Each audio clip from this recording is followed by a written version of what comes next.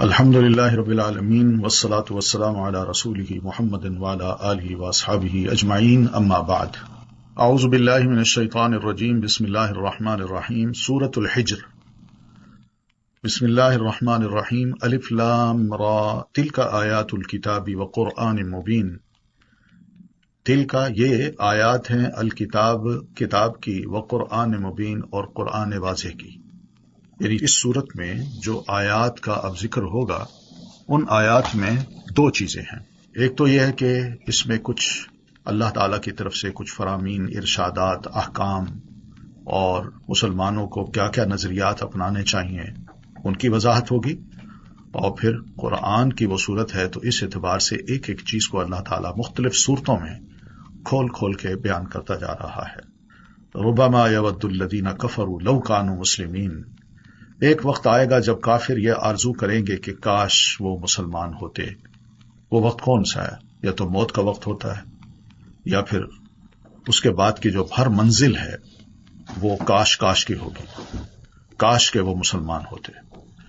ذرہم یأکلوا ویتمتعوا، آپ انہیں اللہ کے رسول ان کے حال پر چھوڑ دیجئے کہ کچھ کھا لیں، مزے اڑا لیں، اور لمبی چوڑی امیدیں انہیں غافل کیے رکھیں، پھر جلد ہی انہیں سب کچھ معلوم ہو جائے گا۔ تو ذرہم کا مطلب یہ ایک دھمکی ہے، اور فسوف یعلمون یہ دوسری دھمکی ہے۔ تو اللہ تعالیٰ جن کو دو دھمکیاں دے دے تو بتائیے اس انسان کی زندگی کیسے خوشگوار ہو سکتی ہے۔ پھر یہ کہ یلہہم الامل، لمبی آرزویں۔ پہلی بات تو یہ کہ لمبی آرزویں انسان کو آخرت بھلا دیتی ہیں۔ وہ یہ چاہتا ہے کہ میں یہاں لذتیں حاصل کروں، نعمتوں میں زندگی گزاروں بس، اور آخرت کی تیاری کچھ نہ ہو۔ تو لمبی آرزوؤں سے یہاں مراد یہی ہے کہ لمبی عمر کی آرزو، اور لمبی آرزو سے مراد یہ بھی ہے کہ اپنے مقاصد کو، جو اہداف ہیں، ان کو بس میں کبھی نہ کبھی کسی نہ کسی وقت حاصل کرنے کی کوشش کر کے یہ آرزو اپنے دل میں رکھوں۔ یا پھر لمبی آرزو سے مراد یہ بھی ہے کہ دنیا کی مرغوب ترین چیزیں جو ہیں میں ان کو پالوں۔ تو غرض ہے کہ ایسے لوگوں کا جھکاؤ جو ہے وہ دنیا کی حرص اور دنیا کی طرف ہی ہوتا ہے، آخرت مائنس ہوتی ہے ان کی لائف میں۔ لمبی آرزوؤں کی جو ممانعت ہے وہ ہمارا دین کرتا ہے۔ آپ صلی اللہ علیہ وسلم فرماتے ہیں لا یزال قلب الکبیر شابا فی اثنتین، بوڑھے انسان کا دل دو چیزوں کے بارے میں ہمیشہ جوان رہتا ہے، ایک ہے فی حب الدنیا، دنیا کی محبت میں، وطول الامل، اور لمبی امید میں۔ اس کا نقصان بھی ہے، جب بندہ اپنی آرزوؤں کو لمبا کر لیتا ہے تو اس کے عمل خراب ہو جاتے ہیں۔ سیدنا علی رضی اللہ تعالیٰ عنہ نے نبی علیہ الصلوۃ والتسلیم کا یہ ارشاد روایت کیا ہے کہ آپ فرماتے ہیں مسلمانوں میں تمہارے بارے میں دو چیزوں سے ڈرتا ہوں، ایک لمبی آرزویں کرنے سے، لمبی امیدیں کرنے سے، اور لمبی خواہشات کی پیروی کرنے سے۔ انسان کے دل میں خواہشات بھی ہوتی ہیں، کچھ ایسی ہوتی ہیں جو تسلسل کے ساتھ جاری رہتی ہیں۔ تو لمبی آرزویں آخرت کو بھلا دیتی ہیں، اور خواہشات جو ہے نا وہ حق کی پیروی سے روک دیتی ہیں۔ تو لہذا بہتر یہی ہے کہ آج کا جو فائدہ ہے وہ بندہ اٹھا لے اور کل کا اللہ پہ چھوڑ دے۔ یہی بات ہے جو آپ نے فرمایا تھا کن فی الدنیا کأنک غریب او عابر سبیل، کہ عبداللہ دنیا میں اس طرح رہو گویا کہ تم مسافر ہو یا راستہ عبور کرنے والے ہو۔ عبداللہ جب شام ہو جائے تو صبح کا انتظار نہ کرنا، اور جب صبح ہو جائے تو شام کا انتظار نہ کرنا۔ اپنی تندرستی کو اپنی بیماری سے پہلے غنیمت جان لو، اور اپنی زندگی کو اپنی موت سے پہلے غنیمت جانو۔ پھر فرمایا وما اہلکنا من قریۃ الا ولہا کتاب معلوم، ہم نے جس بستی کو بھی ہلاک کیا تو اس کے لیے ایک مقررہ مدت لکھی ہوئی تھی۔ ما تسبق من امت اجلہا، کوئی قوم اس مقررہ مدت سے پہلے ہلاک نہیں ہو سکتی، اور نہ ہی اس مدت کے بعد بچی رہ سکتی ہے۔ یہ فیصلہ ہوتا ہے ہمارا۔ وقالو، کافر یہ کہتے ہیں کہ اے وہ شخص جس پر یہ قرآن نازل ہوا ہے تو دیوانہ ہے، لو ما تأتینا بالملائکۃ، اگر تو سچا ہے تو پھر ہمارے پاس فرشتے کیوں نہیں لے کر آتا جو تمہاری گواہی دیں کہ یہ اللہ کا رسول ہے۔ ما ننزل الملائکۃ الا بالحق، حالانکہ ہم فرشتے صرف حق یعنی حق کا فیصلہ کرنے کے لیے اتارتے ہیں، پھر اس وقت انہیں مہلت نہیں دی جاتی۔ فرشتے تو پھر اللہ کا عذاب لے کے آتے ہیں۔ انا نحن نزلنا الذکر وانا لہ لحافظون، سنو ہم ہی نے ہی اس قرآن مجید کو یقینی طور پر ہم ہی نے اس کو الذکر کو اتارا ہے، اور یقیناً ہم ہی اس کے محافظ ہیں۔ تو قرآن کا محافظ اللہ تعالیٰ ہے۔ قرآن کی حفاظت کرنے کا معنی یہ ہے کہ اس کو کوئی بھی انسان کسی بھی وقت، انسان ہو یا قوموں کی قومیں ہوں یا نسلوں کی نسلیں ہوں، اس میں کسی قسم کی تبدیلی اور تغیر نہیں کر سکتے۔ اللہ اس کی حفاظت کرے گا۔ دوسرا معنی یہ ہے جیسے کہ قرآن کے علاوہ دیگر آسمانی کتابوں میں یہ تبدیلی ہو چکی ہے، تو اللہ تعالیٰ نے قرآن کی حفاظت کا ذمہ خود لیا ہے، اس میں کوئی تبدیلی نہیں ہوگی۔ دوسری کتابوں میں کسی قسم کا اضافہ بھی ہوا ہے، کمی بھی ہوئی ہے، مگر اللہ تعالیٰ اس قرآن میں کسی بھی قسم کا اضافہ نہیں ہونے دے گا اور نہ ہی کمی ہونے دے گا، اور کوئی شخص اس کو تبدیل کرنے کی قدرت ہی نہیں رکھتا۔ وَلَقَدْ أَرْسَلْنَا مِن قَبْلِكَ فِي شِيَعِ الْأَوَّلِينَ، آپ سے پہلے ہم نے سابقہ قوموں میں بھی رسول بھیجے تھے۔ وَمَا يَأْتِيهِم مِّن رَّسُولٍ، اور ان کے پاس جو بھی رسول آیا اس کا وہ بھی مذاق اڑاتے رہے۔ كَذَلِكَ نَسْلُكُهُ، ہم مجرموں کے دلوں میں ایسی ہی باتیں داخل کر دیتے ہیں کہ وہ مذاق اڑائیں، انکار کریں۔ لَا يُؤْمِنُونَ بِهِ، کہ وہ اس پر ایمان نہیں لاتے۔ پہلی قوموں کی بھی یہی روش چلی آ رہی ہے، انہوں نے بھی ایسے ہی کیا تھا۔ وَلَوْ فَتَحْنَا عَلَيْهِمْ بَابًا مِّنَ السَّمَاءِ، اور اگر ہم ان پر آسمان کا کوئی دروازہ کھول بھی دیتے جس میں وہ چڑھنے لگ جاتے، لَقَالُوا، تو بھی یہی کہتے کہ ہماری آنکھوں کی نظر بندی کر دی گئی ہے، بلکہ ہم لوگوں پر جادو کر دیا گیا ہے، یہ تک کہتے۔ یعنی اپنی آنکھوں سے سب کچھ دیکھنے کے باوجود نہ ماننا، ڈھیٹ پن ان کو کوئی الٹی راہیں سکھاتا ہے، لیکن حقائق کو یہ لوگ تسلیم نہیں کرتے۔ وَلَقَدْ جَعَلْنَا فِي السَّمَاءِ بُرُوجًا وَزَيَّنَّاهَا لِلنَّاظِرِينَ، بلکہ ہم نے بلا شبہ ہم نے آسمان میں برج بنائے اور دیکھنے والوں کے لیے انہیں سجا دیا۔ یہ ستارے اور یہ گلیکسیز، یہ کہیں کوئی ستارہ چمک رہا ہے اور کہیں صرف دمک رہا ہے، تو یہ سب اللہ تعالیٰ فرماتے ہیں یہ آسمان کے اس بڑے تھال پہ میں نے یہ موتی بکھیر دیے ہیں تمہارے لیے۔ وَحَفِظْنَاهَا مِن كُلِّ شَيْطَانٍ رَجِيمٍ، اور ہر شیطان مردود سے اسے محفوظ کر دیا ہے۔ یہ رکاوٹیں بن گئے ہیں۔ یہ ستاروں کا یہ فائدہ لکھا اللہ تعالیٰ نے، اس کا ہماری زندگی سے کوئی تعلق نہیں۔ إِلَّا مَنِ اسْتَرَقَ السَّمْعَ، ہاں اگر شیطان چوری چھپے سننا چاہے تو ایک چمکتا ہوا شعلہ اس کے پیچھے لگ جاتا ہے اور وہ اس کو یا تو بھگا دیتا ہے یا خاکستر کر دیتا ہے۔ وَالْأَرْضَ مَدَدْنَاهَا وَأَلْقَيْنَا فِيهَا رَوَاسِيَ، آسمان کے بعد نیچے دیکھیں تو زمین کو ہم نے پھیلا دیا اور اسی میں سلسلہ ہائے پہاڑ جما دیے، اور اس میں سے ہر مناسب چیز کو ہم نے اگایا اس زمین پر جو ہماری ضرورت کی چیز ہے۔ وَجَعَلْنَا لَكُمْ فِيهَا مَعَائِشَ، اور اسی زمین میں ہم نے تمہارے لیے بھی سامان معیشت بنا دیا، اور ان کے لیے بھی جن کے رازق تم نہیں ہو، آئندہ کی نسلیں یا پھر بہت سے جانور، بہت سے پرندے، بہت سے کیڑے مکوڑے، ان سب کی معیشت کا مسئلہ اللہ نے حل کر دیا ہے، ہمارا بھی کر دیا ہے، ان کا بھی کر دیا ہے۔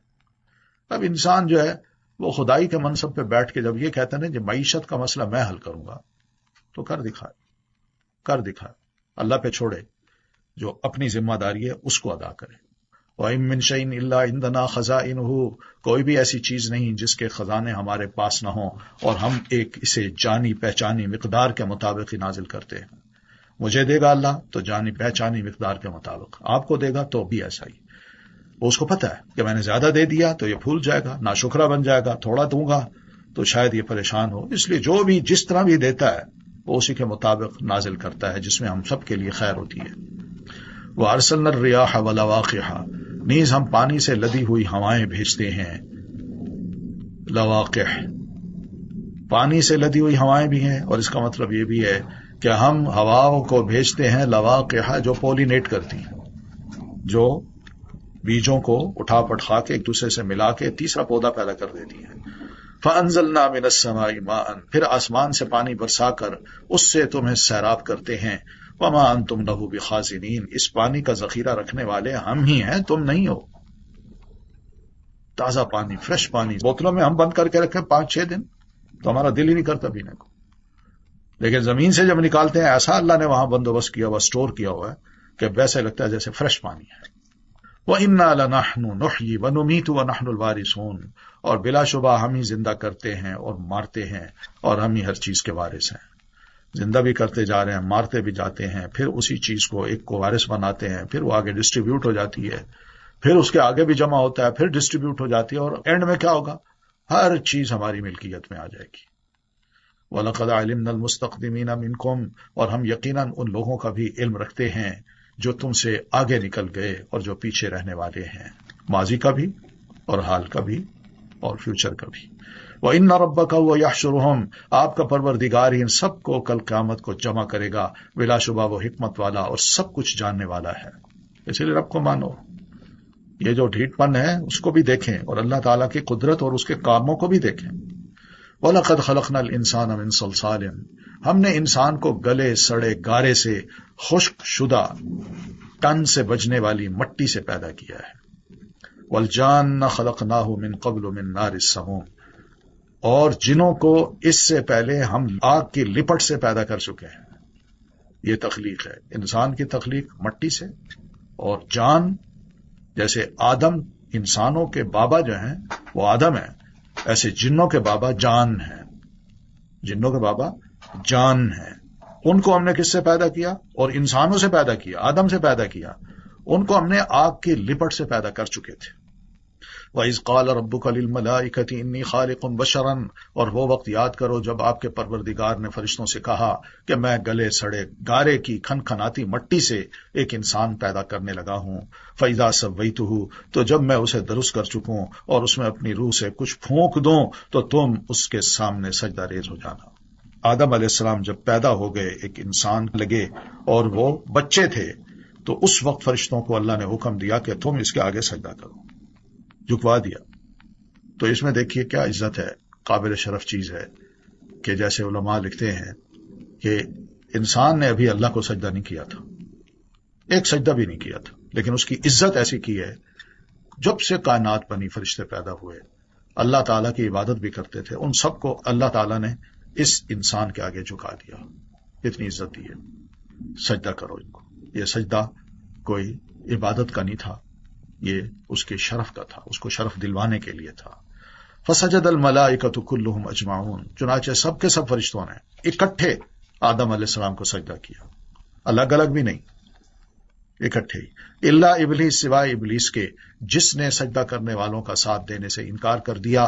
قال، اللہ تعالیٰ نے اسے فرمایا، ابلیس تجھے کیا ہو گیا کہ تو نے سجدہ کرنے والوں کا ساتھ نہ دیا؟ اس نے کہا، لم اکن لاسجد، مجھے یہ گوارا ہی نہ ہوا کہ میں ایسے انسان کو سجدہ کروں جسے تو نے گلے سڑے گارے کی کھنکھناتی مٹی سے پیدا کیا ہے، تو اس کی کیا قیمت ہے میرے آگے؟ میں تو آگ سے بنا ہوں اور یہ مٹی ہے۔ قال فخرج منہا، بس یہ نافرمانی بھی تھی، تکبر بھی تھا، اللہ کے حکم کو نہ ماننے کا اعلان بھی تھا، تو اللہ تعالیٰ نے فرمایا یہاں سے نکل جا کیونکہ تو مردود ہے۔ وَإِنَّ عَلَيْكَ اللَّعْنَةَ إِلَىٰ يَوْمِ الدِّينِ، اور روز جزا تک تجھ پر میری لعنت ہے۔ لعنت سے مراد بس محروم، میری رحمت سے محروم ہو۔ قال ربی فانظرنی الی یوم یبعثون، وہ کہنے لگا میرے پروردگار پھر مجھے اس دن تک زندہ رہنے کی مہلت دے دے جب لوگ دوبارہ زندہ اٹھائے جائیں گے، یعنی قیامت تک کی میں زندہ رہوں۔ قال فإنک من المنظرین، اللہ تعالیٰ نے فرمایا تجھے مہلت دی جاتی ہے، الی یوم الوقت المعلوم، اس دن تک جس کا وقت مجھے معلوم ہے۔ قال، وہ بولا پروردگار چونکہ تو نے مجھے آدم کے ذریعے بہکا دیا ہے تو اب میں بھی دنیا میں لوگوں کو ان کے گناہ خوشنما کر کے دکھاؤں گا اور ان سب کو بہکا کر چھوڑوں گا۔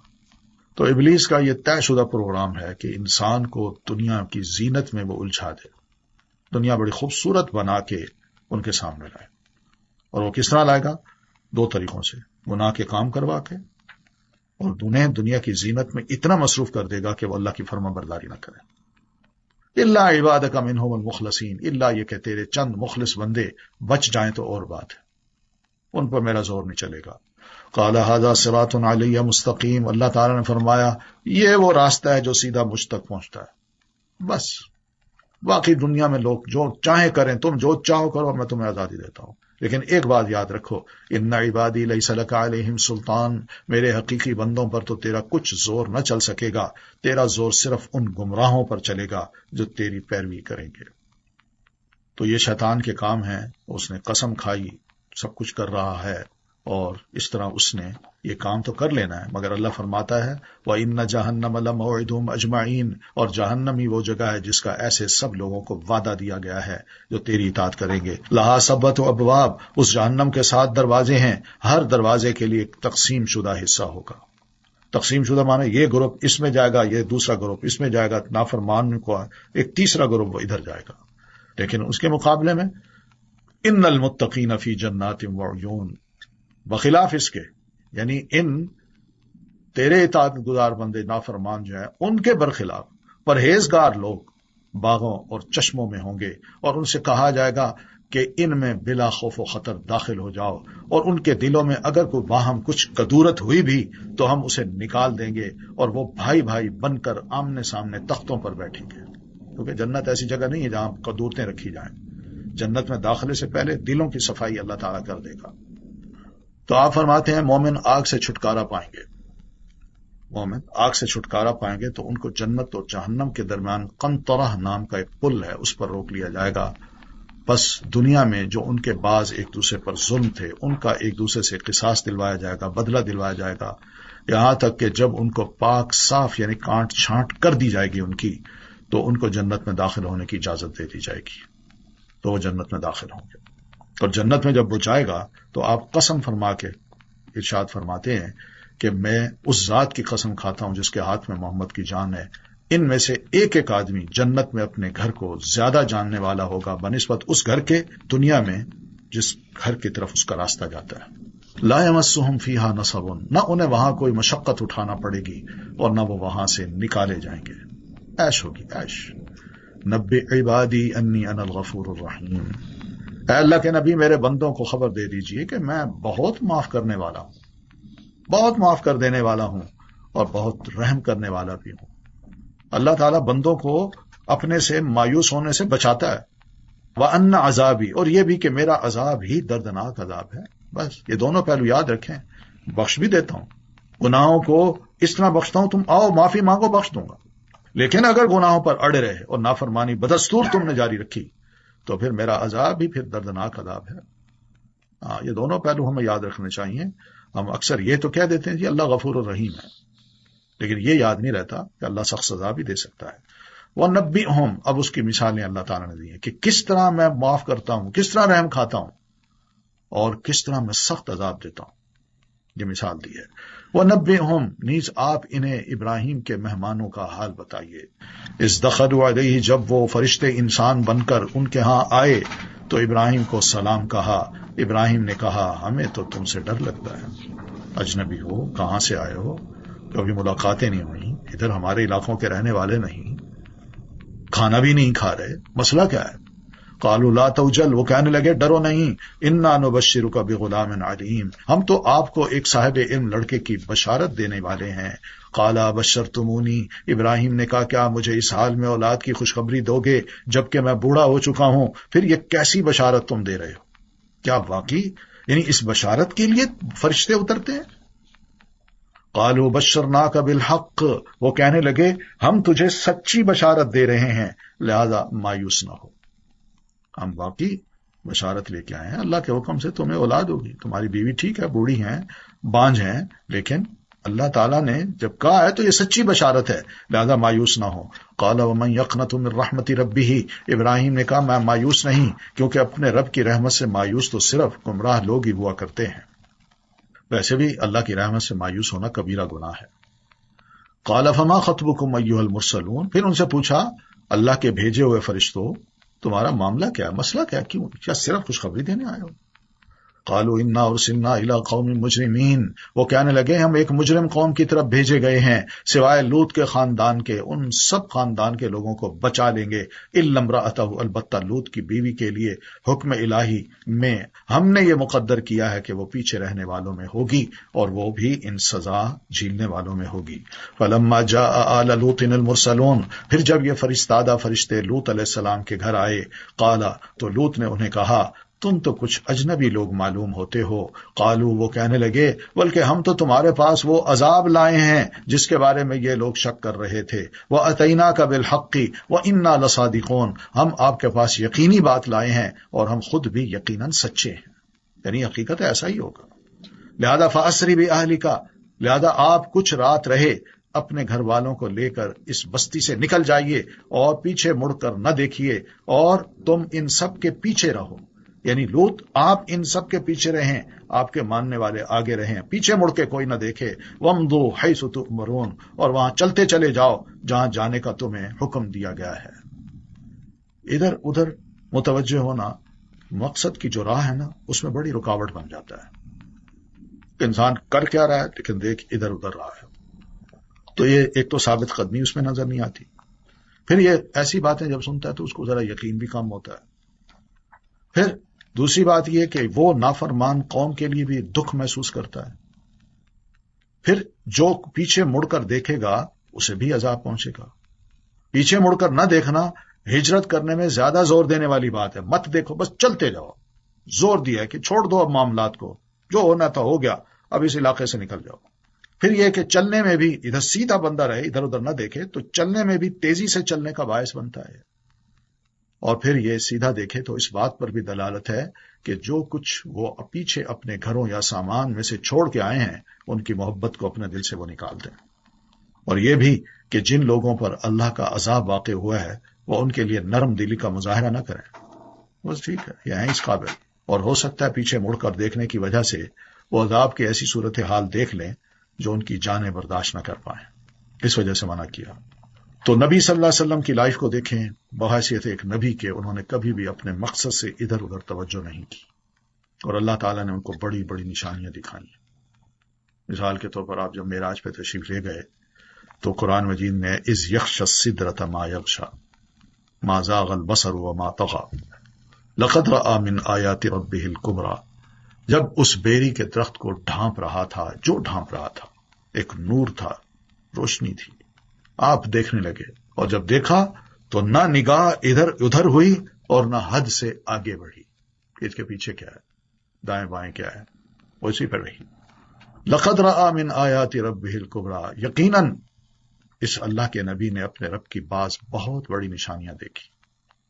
تو نبی علیہ السلام کی یہ نظر تھی، آپ نے اتنا ہی دیکھا جتنا آپ کو حکم ہوا تھا، ادھر ادھر نہیں دیکھا، تب تو اثر پڑا ہے نا کہ سبحان اللہ، دیکھتے ہی رہ گیا۔ وَقَضَيْنَا إِلَيْهِ ذَلِكَ الْأَمْرُ، اور ہم نے لوط علیہ السلام کو اس بات کا فیصلہ سنا دیا کہ صبح ہوتے ہی ان لوگوں کی جڑ کاٹ جائے گی۔ وَجَاءَ أَهْلُ الْمَدِينَةِ يَسْتَبْشِرُونَ، اتنے میں شہر والے خوشی خوشی لوط علیہ السلام کے پاس آ پہنچے۔ لوط نے ان سے کہا یہ تو میرے مہمان ہیں، تم کس لیے آئے ہو؟ کہنے لگے دے دو ان کو، لہذا تم مجھے ذلیل نہ کرو اور اللہ سے ڈرو اور مجھے رسوا نہ کرو، چلے جاؤ یہاں سے۔ وہ کہنے لگے اولم ننہک عن العالمین، ہم نے تجھے اس بات سے منع نہیں کیا تھا کہ تم دنیا جہان کی حمایت نہ کیا کرو؟ یعنی کیوں دوسروں کے ذمہ داریاں تم لیتے ہو، دے دو تو ہمیں۔ قال، لوط نے کہا اگر تمہیں کچھ کرنا ہے تو یہ میری بیٹیاں موجود ہیں۔ لعمرک، اے اللہ کے نبی آپ کی عمر کی قسم، اس وقت وہ اپنی مستی میں دیوانے ہو رہے تھے، آخر سورج نکلنے کے وقت انہیں زبردست دھماکے نے آ لیا، پھر ہم نے اس بستی کے اوپر کے حصہ کو نیچے کر دیا اور ان پر کنکر کی قسم کے پتھر برسا دیے۔ ان فی ذلک لآیات للمتوسمین، بلا شبہ اس واقعے میں بھی صاحب فراست لوگوں کے لیے کئی نشانیاں ہیں۔ وَإِنَّهَا، اور یقیناً وہ بستی، لبی سبیل مقیم، بالکل ایک شارع عام پر واقع ہے، لوگ آتے جاتے ہیں وہاں، دیکھتے ہیں اس اجڑی بستی کو۔ ان فی ذلک لآیۃ للمؤمنین، بلا شبہ اس میں ایمان لانے والوں کے لیے نشانی ہے، بڑی نشانی ہے، عبرت ہے۔ وَإِن كَانَ أَصْحَابُ الْأَيْكَةِ لَظَالِمِينَ، اور بلا شبہ ایکا والے بھی ظالم لوگ تھے، یہ قوم شعیب ہے۔ فَانْتَقَمْنَا مِنْهُمْ، چنانچہ ہم نے ان سے بھی انتقام لیا، اور یہ دونوں بستیاں کھلی شاہراہ پر واقع ہیں، لوگ وہاں سے آتے جاتے ہیں۔ وَلَقَدْ كَذَّبَ أَصْحَابُ الْحِجْرِ الْمُرْسَلِينَ، اور وادی حجر کے لوگوں نے بھی رسولوں کو جھٹلایا تھا۔ وَآتَيْنَاهُمْ آيَاتِنَا، ہم نے انہیں اپنی نشانیاں دیں مگر وہ اعراض ہی کرتے رہے۔ وَكَانُوا يَنْحِتُونَ مِنَ الْجِبَالِ، وہ لوگ پہاڑوں کو تراش کر امن سے ان میں رہتے تھے، یہ قوم سمود ہے، اس کا ذکر ہو رہا ہے۔ فَأَخَذَتْهُمُ الصَّيْحَةُ مُصْبِحِينَ، چنانچہ صبح کے وقت انہیں زبردست دھماکہ نے آ لیا۔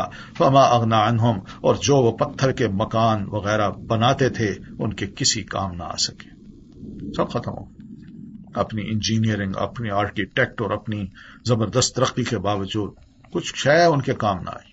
وَمَا خَلَقْنَا السَّمَاوَاتِ وَالْأَرْضَ، اور ہم نے جو آسمانوں زمین اور ان کے درمیان جو کچھ ہے انہیں کسی مصلحت سے ہی پیدا کیا ہے، اور یقیناً قیامت آنے والی ہے، کوئی نہ کوئی مقصد ہے ہر شے کو بنانے کا، اور قیامت اس نے آنا ہے، اور جب وہ آئے گی تو یہ سب چیزیں تاہوبالا ہو جائیں گی. لہذا اے اللہ کے نبی، ان کافروں کی بےہودگی پر شریفانہ درگزر سے کام لو. ان ربک هو الخلاق العلیم، یقیناً آپ کا پروردگار ہی سب کا پیدا کرنے والا اور سب کچھ جاننے والا ہے. وَلَقَدْ، اور یقیناً آتَيْنَاكَ، ہم نے آپ کو 7 ایسی آیات دی ہیں جو بار بار دہرائی جاتی ہیں، اور قرآن عظیم دے دیا ہے. یہ 7 من المثانی، یہ سورۃ فاتحہ کا ایک نام بھی ہے. یہ 7 آیتیں نہیں بنتی، اگر دیکھا جائے تو نمبر 6 ہے. بسم اللہ کو نکال دیں تو 6 آیتیں بنتی ہیں. تو ان 6 آیتوں کی تقسیم علماء نے یہ کی ہے. وہ ایک حدیث ہے قدسی جو آپ نے اکثر سنی ہوگی کہ اللہ تعالیٰ فرماتے ہیں کہ میں نے نماز کو اپنے اور بندے کے درمیان تقسیم کر دیا ہے. جب وہ کہتا ہے الحمدللہ رب العالمین تو میں کہتا ہوں حمدنی عبدی، میرے بندے نے میری تعریف کی ہے. اور جب وہ کہتا ہے الرحمن الرحیم تو میں کہتا ہوں اس نے میری بزرگی بیان کی ہے. پھر مالک یوم الدین تو میرے بندے نے میری بزرگی کو تسلیم کیا ہے. اور جب وہ کہتا ہے ایاک نعبد و ایاک نستعین تو میں کہتا ہوں ٹھیک ہے بھائی، اب آدھا تمہارا اور آدھا میرا. ایاک نعبد میرے لیے اور ایاک نستعین وہ تمہارے لیے. اور پھر اہدنا الصراط المستقیم ولا الضالین تک، یہ میرے ولی عبدی ما سأل، میرا بندہ اب جو مانگے گا میں اس کو دوں گا. تو اس طرح سورہ فاتحہ کو ایاک نعبد پہ آ کے تقسیم کر دیا گیا ہے. ایاک نعبد ادھر سارے اللہ تعالیٰ کے لیے، الحمد سے لے کر ایاک نعبد تک، اور ایاک نستعین سے لے کر ولا الضالین. لا تمدن عینیک الی ما متعنا به ازواجا منہم، لہذا ہم نے مختلف قسم کے لوگوں کو جو سامان حیات دے رکھا ہے ادھر نظر اٹھا کر بھی نہ دیکھیں. یہ عارضی چیزیں ہیں بھائی، نظر اٹھائیں گے تو ایک حسرت پیدا ہوگی کاش میرے پاس بھی ہو، لیکن ہے سب عارضی. ولا تحزن علیہم، اور نہ ہی ان کے لیے غم زدہ ہوں کہ مسلمان نہیں ہو رہے. نہیں، وہ مست ہیں، دنیا میں مست ہیں. ہاں واخفض جناحک للمؤمنین، اور ایمان لانے والوں سے آپ تواضع سے پیش آئیں، ان کے لیے آپ بچ بچ جائیں. تو بہرحال دنیا کی چیزیں جو ہیں ایک تو وہ ہیں، تو اس پہ حیران ہونے کی بھی ضرورت نہیں ہے. اور اگر دیکھنا بھی ہے تو کم از کم انسان وہ کام کرے جس سے انسان کے باقی رہنے والے اعمال بنے، توجہ انسان اس طرف دے، وہ فائدہ مند ہے. تو آخرت میں جو فائدہ دینے والے کام ہیں انسان ان میں مشغول ہو تو اس کا فائدہ ہوگا. پھر اپنے دوست احباب ہیں جو مسلمان ہیں اور واقعی ایک دین کے ایک دوسرے کے لیے مددگار ہیں، ان کو اپنے قریب کرنا چاہیے. اور نبی صلی اللہ علیہ وسلم تک رسائی بھی لوگوں کی اللہ تعالیٰ نے اس طرح آسان کر دی کہ ہر غریب امیر آدمی آپ کے پاس آرام سے آ جاتا تھا، کسی کو نہ دھکیلا جاتا، نہ مارا جاتا، نہ پرے کیا جاتا. نہیں، آؤ گے. آپ خاص طور پر کمزور لوگوں کا بڑا خیال کرتے تھے. کمزور مسلمانوں کے پاس خود بھی چلے جاتے، ان سے ملاقات کرتے، ان کے مریضوں کی بیمار پرسی کرتے تھے، ان کے جنازوں میں آپ حاضر ہوتے تھے.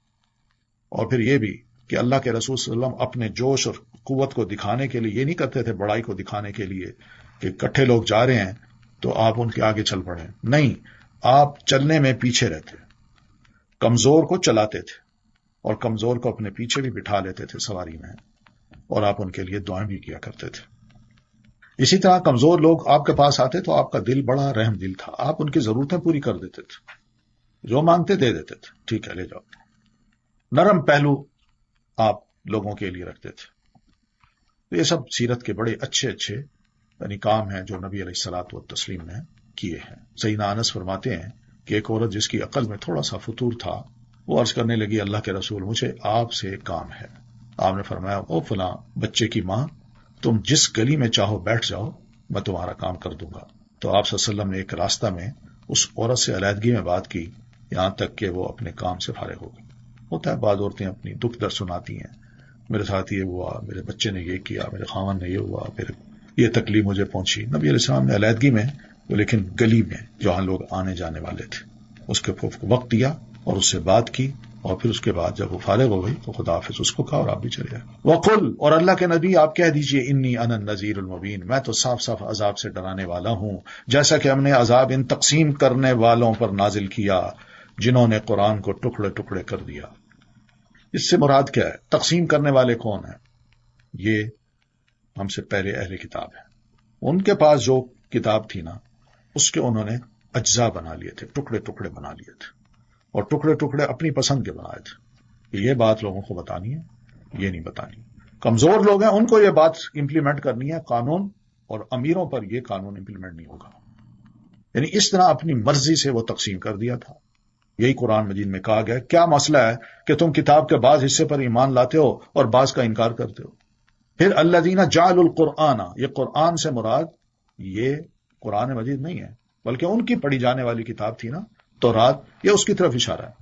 اور اس میں یہی ہوتا تھا کہ کام کی چیزیں جو ہوتی تھی نا وہ چھپا لیتے تھے اور عام سی چیزیں وہ لوگوں کو بتاتے تھے. اب یہ تھیا کریسی جو ہے نا، اس کو ہمارے دین نے پسند نہیں کیا. قرآن سب کے لیے، سب سمجھیں. یہ اگر کسی کے حوالے کر دیا کہ یہ جو سمجھے گا مجھے سمجھا دے گا کافی ہے، تو اس کا حال یہی ہوگا کہ اپنی مرضی کے اس نے باتیں کرنی ہے. اور جو قرآن مجید اس کی بھی اصلاح کر رہا ہے، وہ لوگوں کو جب پتہ چل جائے کہ بھائی یہ قرآن مجید تو تمہیں بھی کہہ رہا ہے ہمیں بھی کہہ رہا ہے، تو وہ اپنی اصلاح پھر نہیں کرے گا. وہ لوگوں کو کہے گا تم کرو، یہ میرے لیے نہیں ہے، تم بس جو آیت میں نے سنائی ہے بس اس آیت پر تم عمل کرتے جاؤ. تو یہ ہوتا ہے بعض حصے پر ایمان اور بعض حصے کا انکار. فَوَرَبِّكَ لَنَسْأَلَنَّهُمْ أَجْمَعِينَ، آپ کے پروردگار کی قسم ہم ان سے ضرور ان اعمال کی باز پرس کریں گے. عَمَّا كَانُوا يَعْمَلُونَ، جو وہ کرتے رہے ہم پوچھیں گے. فَاصْدَعْ بِمَا تُؤْمَرْ، لہذا جو آپ کو حکم دیا جاتا ہے ببانگ دہل سنا دیجئے اور شرک کرنے والوں کی اب پرواہ نہ کیجیے. یہ ایسا حکم تھا. پہلے اس آیت سے پہلے اللہ کے رسول خاموشی سے انڈیویجولز کو مل کے آپ دعوت و تبلیغ کا کام کر رہے تھے، اور پھر اللہ تعالیٰ نے یہ آیت اتار کے فرمایا اب علانیہ کیجیے، کارنر میٹنگز کیجیے، لوگوں کو اکٹھا کریں، ایڈریس کریں، خطبے دیں، کھل کے کہیں آپ. اور جو مشرک ہیں ان کی پرواہ نہ کریں. انا کفیناک المستہزئین، ان ٹھٹھا کرنے والوں کو ہم کافی ہیں، آپ کے مقابلے میں ہم کافی ہیں. الذین یجعلون مع اللہ الہا آخر، جو اللہ کے ساتھ دوسرے الہ بھی قرار دیتے ہیں. ان قریب انہیں سب کچھ معلوم ہو جائے گا، کوئی دیکھ لیجئے گا، خود مانیں گے کہ واقعی یہ معبود ہمارا کچھ نہیں بگاڑ سکے اور نہ ہی فائدہ دے سکے. وَلَقَدْ نَعْلَمُ، ہم جانتے ہیں کہ جو کچھ یہ لوگ کہتے ہیں اس سے آپ کا دل گھٹتا ہے یا گھٹتا ہے. لہذا آپ کیا کیجئے، فَسَبِّحْ بِحَمْدِ رَبِّكَ، اس دل کا جو علاج ہے دل کے گھٹنے کا وہ یہی ہے کہ آپ اپنے پروردگار کی حمد کے ساتھ تسبیح کیجئے اور اس کے حضور سجدے کیجئے.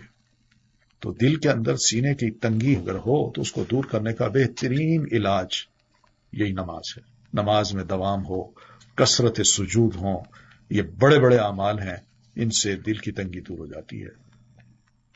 تو پھر دوسری بات کہ اپنے رب کی حمد کے ساتھ تسبیح کریں. سبحان اللہ وبحمدہ، سبحان اللہ وبحمدہ، سبحان اللہ وبحمدہ. اور پھر یہ بھی ہے وَقُم مِّنَ السَّاجِدِينَ، سجدہ کرنے والوں کے ساتھ ہم شامل ہو جائیں، یعنی با جماعت نماز پڑھیں، انہی کے ساتھ رہیں. اور تیسری بات کہ ہم اپنے اللہ کی عبادت کرتے رہیں یہاں تک کہ ہمارے پاس موت آ جائے. موت تک اللہ کی عبادت کرنی ہے.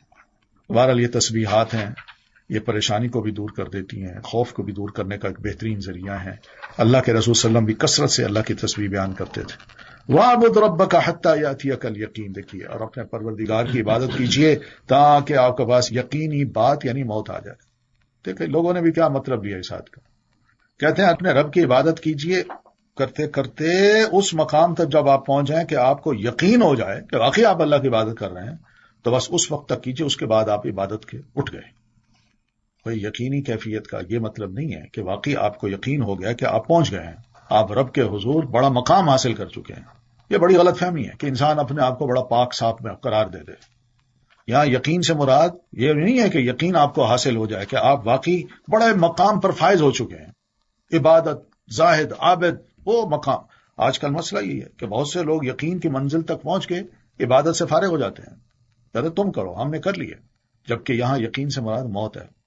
آپ سورہ مدثر پڑھیں تو اس میں اللہ تعالیٰ نے جہنمیوں اور جنتیوں کا ایک مکالمہ ذکر کیا ہے. جنتی سوال کرتے ہیں جہنمیوں سے، ما سلککم فی سقر، کون سی چیز تمہیں جہنم کے اس گڑھے میں لے گئی؟ انہوں نے 4 قصور بتائے اور اینڈ میں کہا یہ چاروں غلطیاں ہم کرتے رہے. نماز نہیں پڑھتے تھے، لم نکن من المصلین ولم نکن نطعم المسکین، مسکینوں کو کھانا نہیں کھلاتے تھے، وکننا نخوض مع الخائضین، نیک لوگوں کا مذاق اڑایا کرتے تھے، وکننا نکذب بیوم الدین، اور یوم الدین کا ہم انکار کرتے تھے. یہ چاروں کام ہم کرتے رہے حتی اتانا الیقین، حتیٰ کہ ہمیں یقین آ گیا یعنی موت آ گئی. تو قرآن مجید میں وہاں یقین سے مراد موت ہے پھر، یا پھر وہاں بھی یقین لیجیے حتیٰ کہ ہمیں یقین آ گیا کہ ہم نے جہنم میں جانا ہے، یا یہ معنی لیں، پھر وہ نہیں لیتے. وہاں یقین کا معنی موت، اور یہاں اپنے پسند کا کہ یقین کی مقام پہ آپ پہنچ جائیں اور اس کے بعد آپ عبادت سے فارغ ہیں. تو موت سب سے بڑا یقین ہے، حقیقت ہے. لوگ شک کرتے ہیں لیکن یقینی چیز ہے۔ سیدنا عمر بن عبدالعزیز فرمایا کرتے تھے کہ میں نے موت کے یقین سے بڑھ کر کوئی ایسا یقین نہیں دیکھا جو شک کے زیادہ مشابہ ہو، کیونکہ لوگ موت کا یقین رکھتے ہیں پھر بھی اس کی تیاری نہیں کرتے، یعنی گویا کہ وہ موت کے بارے میں شک کرتے او جی ابھی ٹھیک ہے، ابھی وقت ہے، تھوڑا سا وقت ہے، کر لیں گے، ابھی کون سا، ابھی جوان آدمی ہے، ابھی بوڑھے ہونا ہے، کافی وقت پڑا ہے۔ سورۃ النحل، نحل کہتے ہیں شہد کی مکھی کو۔ اس سورت کا ایک نام سورۃ النعم بھی ہے، نعمتوں والی سورت، کہ اللہ تعالیٰ نے جو ہمیں نعمتیں دے رکھی ہیں ان نعمتوں کو ہم نے استعمال کیسے کرنا ہے، اس کے کچھ اصول اور قاعدے بیان کیے ہیں سورت میں، اور بتائے ہیں کہ ان قاعدوں کو آپ پورا کرتے جائیں تو نعمتوں کا صحیح معنوں میں حق ادا ہوتا ہے، ورنہ نہیں ہوتا۔ شروع ہوتی ہے اتا امر اللہ، او نہ ماننے والو، اللہ کا حکم آ پہنچا، لہذا اس کے لیے جلدی نہ مچاؤ، وہ پاک ہے اور اس سے بلند تر ہے جو یہ لوگ شرک کرتے ہیں۔ یہ کب آئے گا اللہ کا حکم؟ کب ہمیں سزا ملے گی؟ کیوں نہیں آ رہی؟ کیوں تاخیر ہو رہی ہے؟ اللہ فرماتے ہیں لو اب فیصلہ ہو گیا، اور وہ فیصلہ اللہ نے جلدی کر دیا۔ آپ ہجرت کر گئے اور ہجرت کے بعد 1 سال کے اندر اندر لڑائی ہوئی، اور یہ دیکھیے ینزل الملائکہ، وہ اپنے بندوں میں سے جس پر چاہتا ہے اپنے حکم سے وحی دے کر فرشتے نازل کرتا ہے، اور ان بندوں کو حکم دیتا ہے متنبہ کر دو کہ میرے سوا کوئی الہ نہیں، لہذا مجھے سے ڈرو، اور بندے پھر یہی کام کرتے ہیں۔ یہاں بالروح کی بات کی، ینزل الملائکۃ بالروح، وہ اپنے بندوں میں سے جس پر چاہتا ہے اپنے حکم سے روح دے کر فرشتے بھیجتا ہے، فرشتے نازل کرتا ہے۔ یہ روح کیا ہے؟ یہ قرآن مجید ہے۔ اس کو روح کا نام اس لیے دیا گیا ہے کہ اللہ اس قرآن کے ساتھ مردہ دلوں کو زندہ کر دیتا ہے، اس میں روح پڑ جاتی ہے، اور قرآن کے بغیر جو بھی دل ہے وہ مردہ ہے۔ خلق السماوات والارض بالحق، اس نے آسمان اور زمین کو حق کے ساتھ پیدا کیا ہے، اور جو کچھ یہ لوگ شرک کر رہے ہیں اللہ اس سے بلند تر ہے، یعنی اللہ کا شریک بناتے ہیں۔ اور بھائی زمین آسمان کو دیکھ لو یار، اور پھر اس میں جس کو شریک تم نے بنایا اس چھوٹے سے معمولی سے خدا کو، اس کو دیکھ لو، اس کا کیا اللہ سے مقابلہ، کیا پدی اور پدی کا شوربہ۔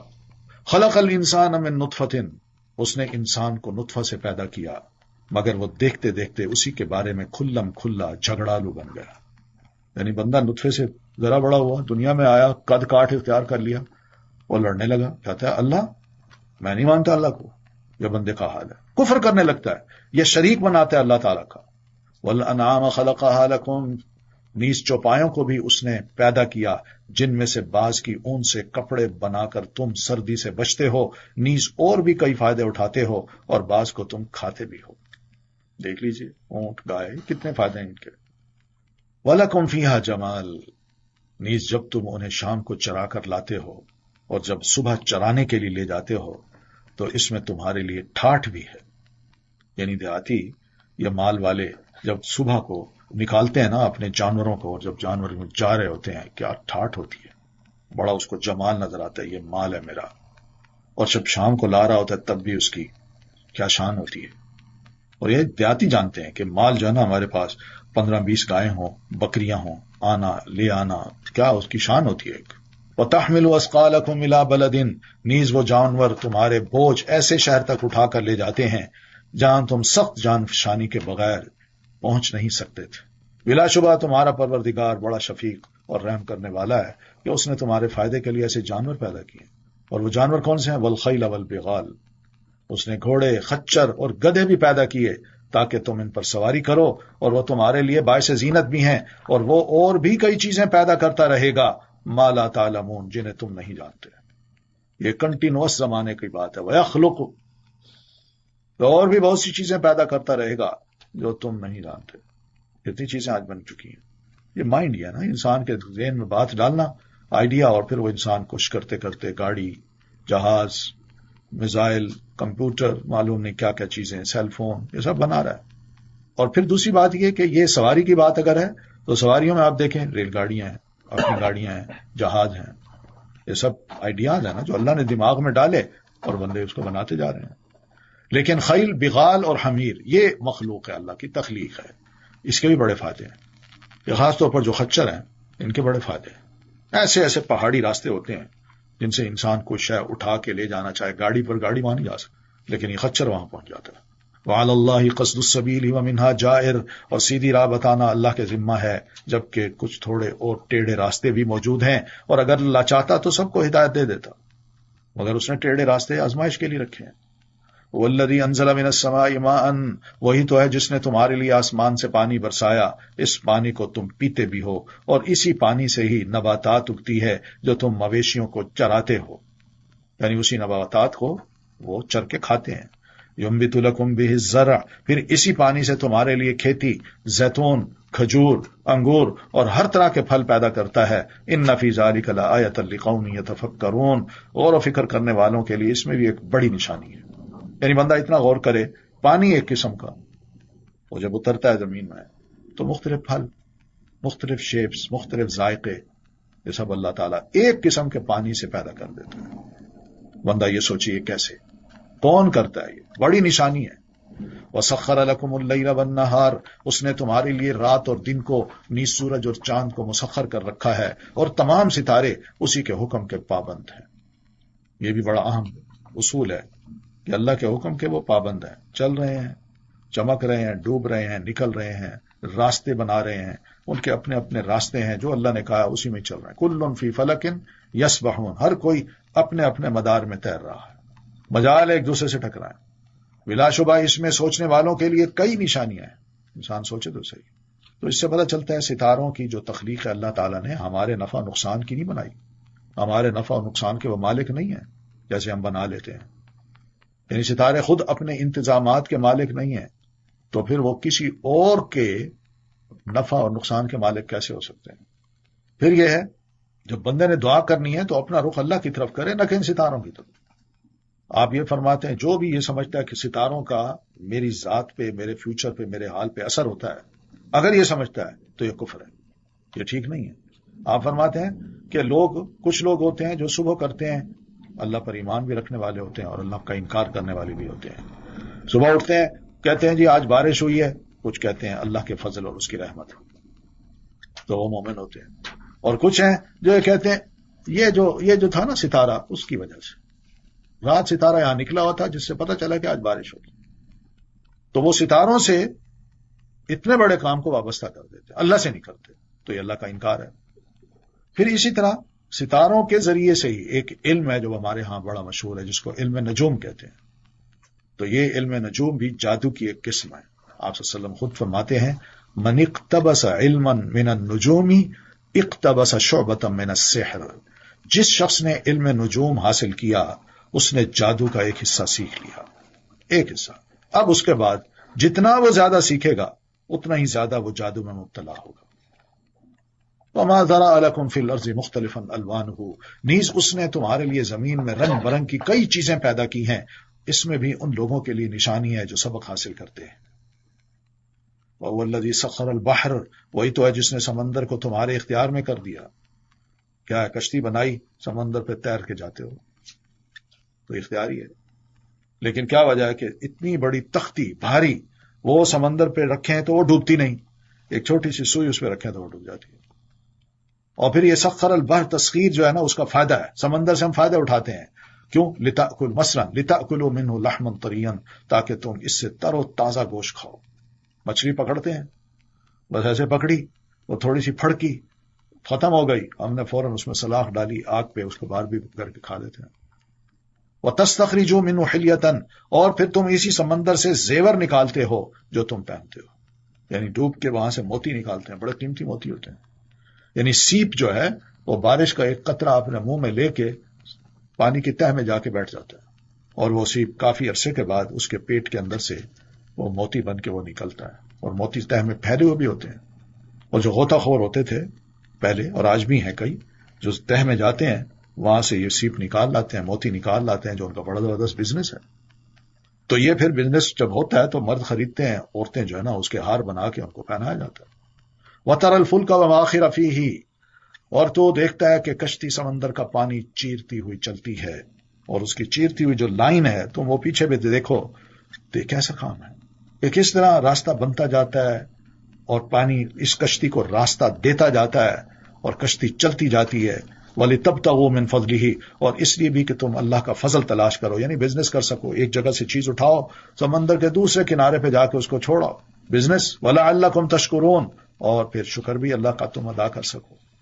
تو بہرحال انسان کو اللہ تعالیٰ نے اس سمندر میں اپنے کام کاج کرنے کی قدرت دے دی ہے اور سمندر کو اس کے لیے مطیع کر دیا ہے۔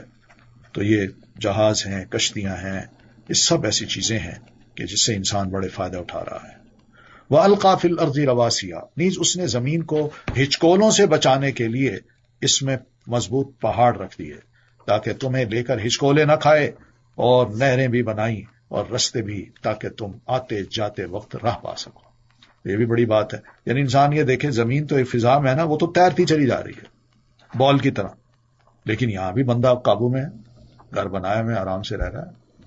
اور پھر پہاڑ اللہ تعالیٰ نے گاڑ دیے تاکہ زمین کے اندر ہچکولے نہ پیدا ہو، یعنی جیسے چارپائی کمزور ہو تو بندہ اس پہ بیٹھتا ہے تو ہلتی ہے، کیل جب ٹھوک دیتے ہیں تو مضبوط ہو جاتی ہے، بہنی اسی طرح اللہ تعالیٰ نے پہاڑوں کو کیل کی مانند زمین کے اندر اس کی جڑوں کو پھیلا دیا ہے تاکہ وہ زمین کو قابو میں رکھیں، وہ ہچکولے نہ کھائے۔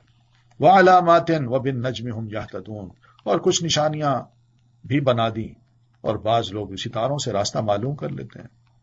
کچھ نشانیاں بھی اللہ تعالیٰ نے بنا دی زمین پر، اور کشتی میں بطور خاص جا رہے ہوں تو وہ ستاروں کو دیکھ کے کہتے ہیں اچھا دائیں طرف یہ ستارہ ادھر نکلا ہوا ہے تو ہمارا راستہ یوں ہے، وہ راستہ اپنا بنا لیتے ہیں۔ اور زمین پہ کئی اور نشانیاں ہوتی ہیں، پگڈنڈیاں بن جاتی ہیں خود بخود، پانی بہتا ہے تو وہ بھی خشک راستہ بنا دیتا ہے۔ پھر اس کے علاوہ اور زمین کے اپنے ٹکڑے ہیں، ان ٹکڑوں میں ہی اللہ تبارک و تعالیٰ کئی نشانیاں رکھ دیتا ہے کہ یہ جب نشانی آئے گی تو تم اس راستے سے ادھر جا سکتے ہو۔ افمن یخلق، اب ذرا سوچو کیا وہ اللہ جو یہ سب چیزیں پیدا کرتا ہے اس جیسا ہو سکتا ہے جو کچھ بھی پیدا نہیں کر سکتا؟ افلا تذکرون، پھر بھی تمہیں سمجھ نہیں آتی؟ وَإِن تَعُدُّوا نِعْمَةَ اللَّهِ، اور اگر تم اللہ کی نعمتیں گننا چاہو تو کبھی ان کا حساب نہ رکھ سکو گے، بلا شبہ اللہ معاف کرنے والا اور رحم کرنے والا ہے۔ تو شروع سے لے کر یہاں تک اللہ تعالیٰ نے اپنی بہت سی مخلوقات کی کئی قسموں کا ذکر کیا ہے تاکہ ان پر ہم غور و فکر کر کے ایک دلیل یہ پکڑیں کہ باقی ایک اللہ ہے، بہت سے خدا نہیں۔ واللہ یعلم ما تسرون وما تعلنون، اور جو کچھ تم چھپاتے ہو یا ظاہر کرتے ہو اللہ سب کچھ جانتا ہے۔ اور اللہ کے سوا جنہیں یہ لوگ پکارتے ہیں وہ کیا خواب پیدا کریں گے، وہ تو خود پیدا کیے گئے ہیں۔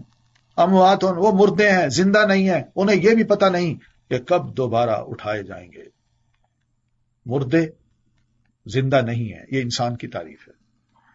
جو زندہ ہوتا ہے وہ انسان مردہ نہیں ہوتا، اور جب اس کے اندر سے زندگی نکل جائے تو اس کو موت آ جاتی ہے، وہ مردہ ہو جاتا ہے۔ جو مردہ ہوتا ہے وہ زندہ نہیں ہوتا، تبھی تو اس کو دفنا دیتے ہیں۔ تو اب جب دفنا دیا مردوں کو تو ان کو کیا پتا کہ ہم کب اٹھیں گے، ان کو تو پتہ نہیں ہے۔ تو ان سے توقعات وابستہ کرنا کہ یہ کچھ کرنے والے ہیں، یہ کچھ نہیں کر سکتے، یہ معبود ہو ہی نہیں سکتے۔ الہکم الہ واحد، تمہارا الہ بس ایک ہی ہے۔ پھر جو لوگ آخرت پر ایمان نہیں لاتے، انکار ان کے دلوں میں رچ بس گیا ہے اور اکڑ بیٹھے ہیں۔ ہم کیوں مانیں، ہم نے ایک دفعہ نہ کر دیے تو بس ٹھیک ہے، نہ کٹوانی ہے۔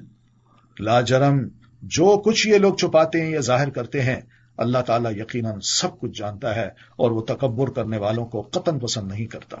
وَإِذَا قِيلَ لَهُم مَاذَا أَنزَلَ رَبُّكُمْ، اور جب ان سے پوچھا جائے کہ تمہارے پروردگار نے کیا نازل کیا ہے تو کہتے ہیں بس پہلے لوگوں کی داستانیں ہی ہیں، قوموں کے واقعات سنا دیے، اور تو کچھ نہیں۔ بس واقعات سنتے ہیں لوگوں کی دلچسپی واقعات سے ہوتی ہے، لیکن ان سے عبرت حاصل کرنا یہ اصل مقصد ہے قرآن مجید کا، ان واقعات کو بیان کرنے کا۔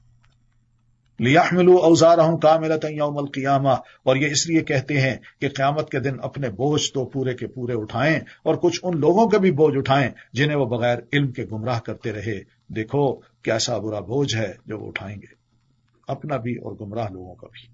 قد مکر الذین من قبلہم، ان سے پہلے بھی لوگ حق کے خلاف چالیں چلتے رہے ہیں، پھر اللہ نے ان کے مکر کی عمارت کو بنیادوں سے اکھاڑ پھینکا اور اوپر سے چھت بھی ان پر گرا دی، قبرستان بنا دیا، اور انہیں عذاب ایسی جگہ سے آیا جہاں سے ان کا وہم و گمان بھی نہ تھا۔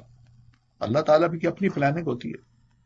جب بندہ یہ محفوظ کرتا ہے میں تو یہاں بالکل محفوظ ہوں، اوپر چھت ہے، چار دیواری ہے، مجھے کوئی نقصان نہیں پہنچ سکتا، جب اس قسم کا اس کا خیال بن جاتا ہے نا تو پھر اللہ تعالیٰ بھی اس پر طرح طرح کے عذاب بھیجتا ہے، اور ایسا بھیجتا ہے کہ وہ یہ سمجھتا ہے کہ شاید میں مکمل تحفظ میں ہوں، مگر دھر لیا جاتا ہے، فوراً اس کا حساب اللہ چکا دیتا ہے۔ ثم یوم القیامت یخزیہم، پھر قیامت کے دن اللہ انہیں رسوا کرے گا اور پوچھے گا وہ میرے شریک کہاں ہیں جن کے بارے میں تم اہل حق سے جھگڑا کیا کرتے تھے، لاؤ ان کو کہ وہ تمہاری مدد کر سکیں۔ اور جن لوگوں کو دنیا میں علم دیا گیا وہ کہیں گے آج کافروں کے لیے رسوائی اور بدبختی ہے، یعنی صحیح علم جن کے پاس تھا توحید کا، وہ سمجھ جائیں گے، وہ کہیں گے وہ خدا تو ان کے آئیں گے نہیں، وہ تو سب جھوٹے تھے، ان کو پتہ ہی نہیں ہے، پیچھے ہم ان کو سمجھاتے بھی رہے کہ یہ غلط ہے، کسی کو خدائی کے مقام پر بٹھانا یا ان کو اپنا سفارشی بنوا لینا یہ تمہارے اختیار میں نہیں ہے بھائی۔ قرآن کا علم ہمارے پاس یہی تھا کہ جو بھی اللہ کے حضور کسی کی سفارش کرے گا جب تک اللہ اس کو اجازت نہیں دے گا وہ بول ہی نہیں سکتا، اور شفاعت بھی جائز بندے کی کرنی ہے، غلط بندے کی نہیں کرنی۔ تو وہ کہیں گے آج کافروں کے لیے رسوائی اور بدبختی ہے۔ الذین تتوفاہم الملائکۃ ظالمی انفسہم، وہ کافر اپنے آپ پر ظلم کر رہے ہوتے ہیں، جب فرشتے ان کی روح قبض کرنے آتے ہیں تو ہتھیار ڈال دیتے ہیں اور کہتے ہیں ہم کوئی برے کام تو نہیں کرتے تھے، یہ ہتھیار ڈال رہے ہیں۔ دنیا میں تھے تو کہتے ہیں ہم تو بڑے اچھے ہیں، اب دیکھ رہے ہیں بے بس ہیں تو کہتے ہیں ہم کوئی برے کام تھوڑی کرتے تھے۔ گویا کہ کیوں نہیں وہ کر رہے تھے، کیوں نہیں کر رہے تھے، جو کچھ تم کر رہے تھے اللہ یقیناً اسے خوب جانتا ہے۔ فادخلوا ابواب جہنم، اب جہنم کے دروازوں سے اس میں داخل ہو جاؤ، تم ہمیشہ اس میں رہو گے۔ غرض تکبر کرنے والوں کا ٹھکانہ بہت برا ہے۔ یہاں دیکھ لیجئے فرشتے روح قبض کرتے ہیں اور ان کی روح نکلتے ہی جہنم کے عذاب آگے سامنے ہوتے ہیں، وہ جہنم میں اسی دن ہی داخل ہو جاتے ہیں، جس دن فوت ہوتے ہیں، جس وقت ان کی روحیں نکل جاتی ہیں تو ان کی قبروں میں ان کے جسموں کو جہنم کی تپش اور اس کی گرم لو وہ پہنچتی رہے گی۔ پھر جب قیامت کا دن آئے گا تو پھر ان کی روحوں کو ان کے جسم میں داخل کر کے پھر ان کو ہمیشہ ہمیشہ کے لیے جہنم میں چھوڑ دیا جائے گا۔ مرتے ہی مسلسل عذاب کی خبر ملتی ہے، یاد رکھیے، یہ نہیں ہوتا کہ قبر میں جا کے وہاں کوئی عذاب نہیں ہوتا، بلکہ مرتے ہی مسلسل عذاب کی خبر ملنا شروع ہو جاتی ہے۔ آپ فرماتے ہیں گناہگار کی جب روح قبض ہوتی ہے تو فرشتے اسے کہتے ہیں اے خبیث روح نکل جو خبیث جسم میں رہی، یہ کم عذاب ہے، قابل مذمت ہو کر اس میں سے نکل، کھولتے ہوئے پانی اور کانٹے دار کھانے کی خوشخبری قبول کر، اور اسی طرح اور بے شمار انواع و اقسام کے جو عذاب ہے اس کی خوشخبری اس کو دیتے ہیں۔ خوشخبری کا مطلب یعنی ایک قسم کا تانا ہے، سزا ہے، جیسے کہتے ہیں نا چلیں جی جیل کی سیر کریں، تو سیر تھوڑی ہوتی ہے، تو وہ نہیں ایسے ہی ہے۔ وقیل للذین اتقوا ماذا انزل ربکم، اور یہی بات جب پرہیزگاروں سے پوچھی جاتی ہے کہ تمہارے پروردگار نے کیا نازل کیا ہے، وہ تو کہتے ہیں بھلائی ہی بھلائی۔ ایسے لوگ جنہوں نے اچھے کام کیے ان کے لیے اس دنیا میں بھی بھلائی ہے اور آخرت کا گھر تو بہت بہتر ہے، اور پرہیزگاروں کے لیے کیا ہی اچھا گھر ہے۔ تو دنیا کی بھلائی کیا ہے؟ اس سے مراد پاکیزہ زندگی، دنیا کی وہ رونق اور زینت جو اللہ نے ایمان کی نعمت کے ساتھ ان کے لیے کھولی ہوئی ہے، یہ ہے دنیا کی بھلائی۔ پھر آخرت کی جنات عدن یدخلونہا، دائمی باغ ہیں جن میں وہ داخل ہوں گے، ان میں نہریں جاری ہوں گی اور جو کچھ بھی وہ چاہیں گے انہیں ملے گا۔ اللہ تعالیٰ پرہیزگاروں کو اس طرح جزا دیا کرتا ہے۔ تو جنت میں جو چاہیں گے یعنی ان کی جو خواہش ہوگی وہیں پوری ہوگی، دنیا میں نہیں، وہاں سب کچھ مل سکتا ہے۔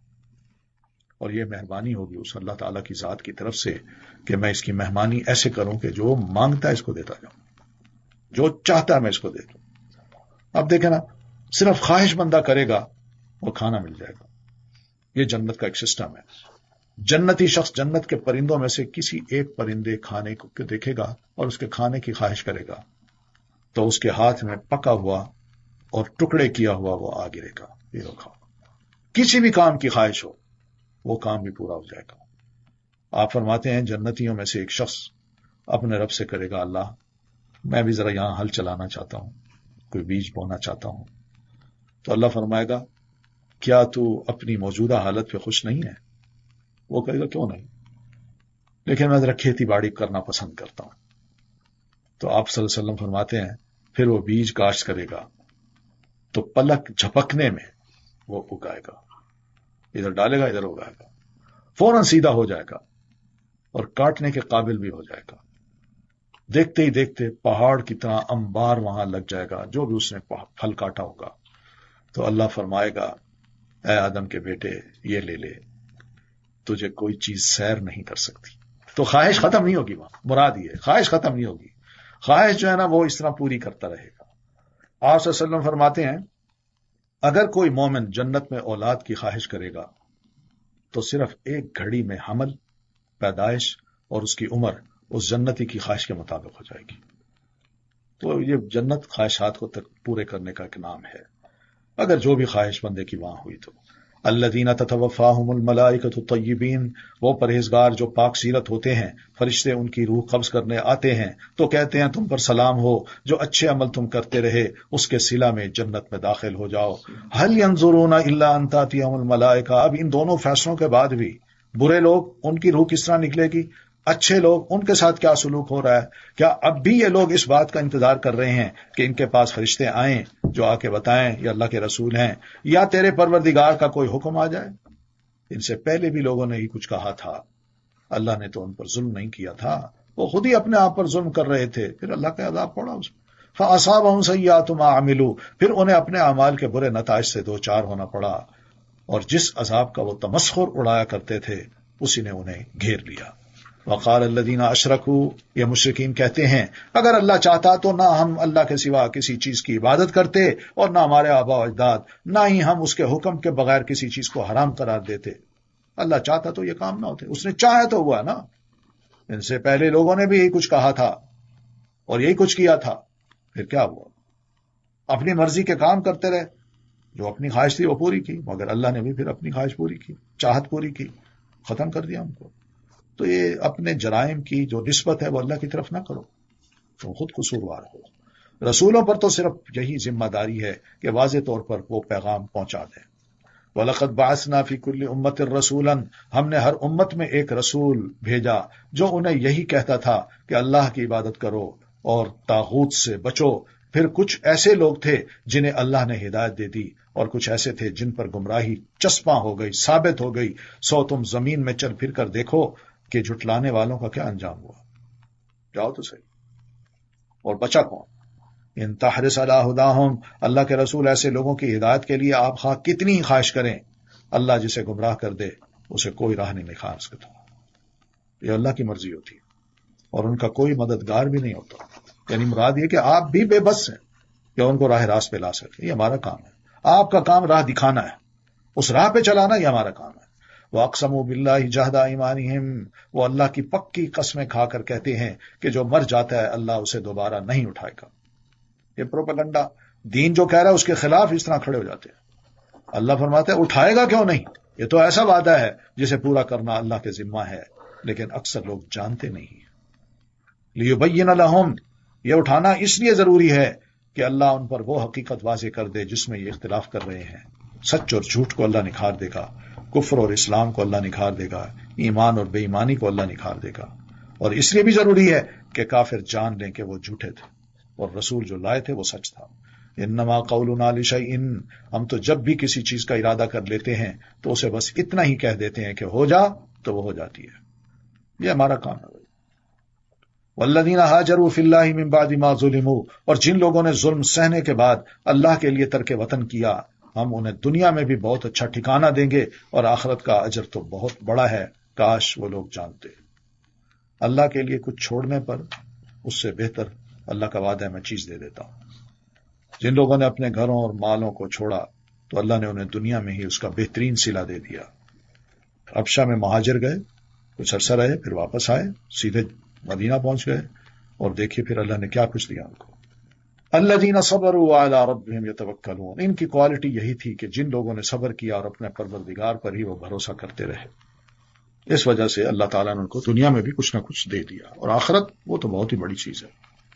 وما ارسلنا من قبلک الا رجالا، اللہ کے رسول آپ سے پہلے ہم نے جتنے رسول بھیجے وہ آدمی ہوتے تھے، یعنی نہ وہ فرشتے تھے نہ وہ عورتیں تھیں، مرد ہوتے تھے. نوحی الیہم، جن کی طرف ہم وحی کرتے تھے. فاسألوا اہل الذکر ان کنتم لا تعلمون، لہذا اگر تم خود نہیں جانتے تو اہل علم سے پوچھ لیا کرو، وہ بتا دیں گے تمہیں کہ ہاں بھائی کیا کوئی عورت بھی نبی بنی، کیا کوئی فرشتہ بھی نبی بن کے انسانوں کی بستی میں آیا. علماء ہی تمہیں بتا دیں گے، اگر تمہیں پتہ نہیں تو کم از کم ان سے پوچھ لو. تو اس آیت میں یہ آخری ٹکڑا جو ہے فاسألوا اہل الذکر ان کنتم لا تعلمون، یہ عام پبلک کے لیے ایک عام سا اصول ہے کہ اگر کوئی شریعت کا، عقائد کا، نظریات کا کوئی مسئلہ معلوم نہ ہو تو پھر اہل علم سے پوچھ لیا کریں. اہل ذکر یہ جمع ہے، واحد نہیں ہے. اہل علم سے مراد علماء سے، ان سے پوچھ لیا کرو. تو علماء مراد ہیں، کوئی ایک خاص عالم مراد نہیں ہے. لوگ اس سے کہیں یہ مراد نہ لے لیں. بالبینات والزبر، آپ پوچھیں تو پھر واضح دلائل اور زبر کے ذریعے پوچھیں کہ آپ جو بتا رہے ہیں کہ دلیل کیا ہے، کون سی کتاب میں لکھا ہے، اللہ اور اس کے رسول نے کہاں کہا ہے. تو ایک تو یہ معنی ہے. دوسرا یہ ہے کہ جن جن رسولوں کو ہم نے آپ سے پہلے بھیجا وہ مرد ہوتے تھے، ہم ان کی طرف وحی کرتے تھے، اور ان رسولوں کو ہم نے واضح دلائل اور کتابیں دے کر بھیجا تھا. اور آپ کی طرف یہ ذکر قرآن اس لیے نازل کیا ہے تاکہ آپ لوگوں کو واضح طور پر بتا دیں کہ ان کی طرف کیا چیز نازل کی گئی ہے، اس لیے کہ وہ اس میں غور و فکر کریں. قرآن مجید کے نزول کا مقصد یہی ہے.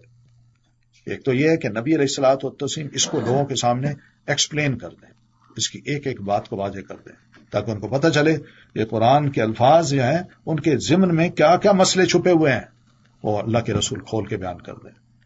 اور پھر دوسرا یہ کہ وَلَعَلَّهُمْ يَتَفَكَّرُونَ، قرآن مجید میں وہ خود بھی غور و فکر کریں.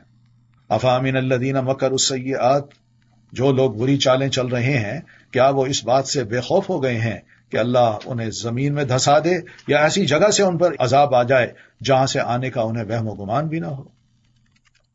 یہ جو چالیں دین کے خلاف، رسول کے خلاف، دشمن دین بن کے لوگ چلتے ہیں، اللہ ان کو دھمکا رہا ہے.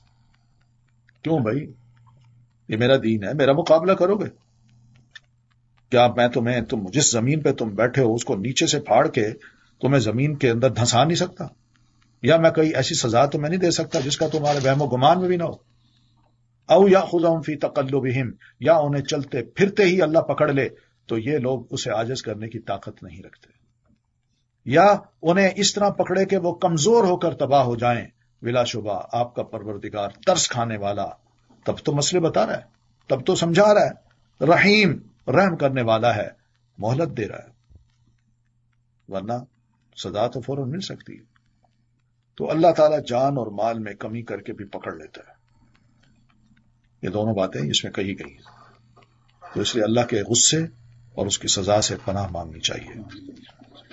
اللہم انی اعوذ بک من زوال نعمتک وتحول عافیتک وفجاءۃ نقمتک وجمیع سخطک. کوئی ناگہانی عذاب نہ آئے اور تیرے تمام غصے سے اللہ تیری پناہ مانگتا ہوں.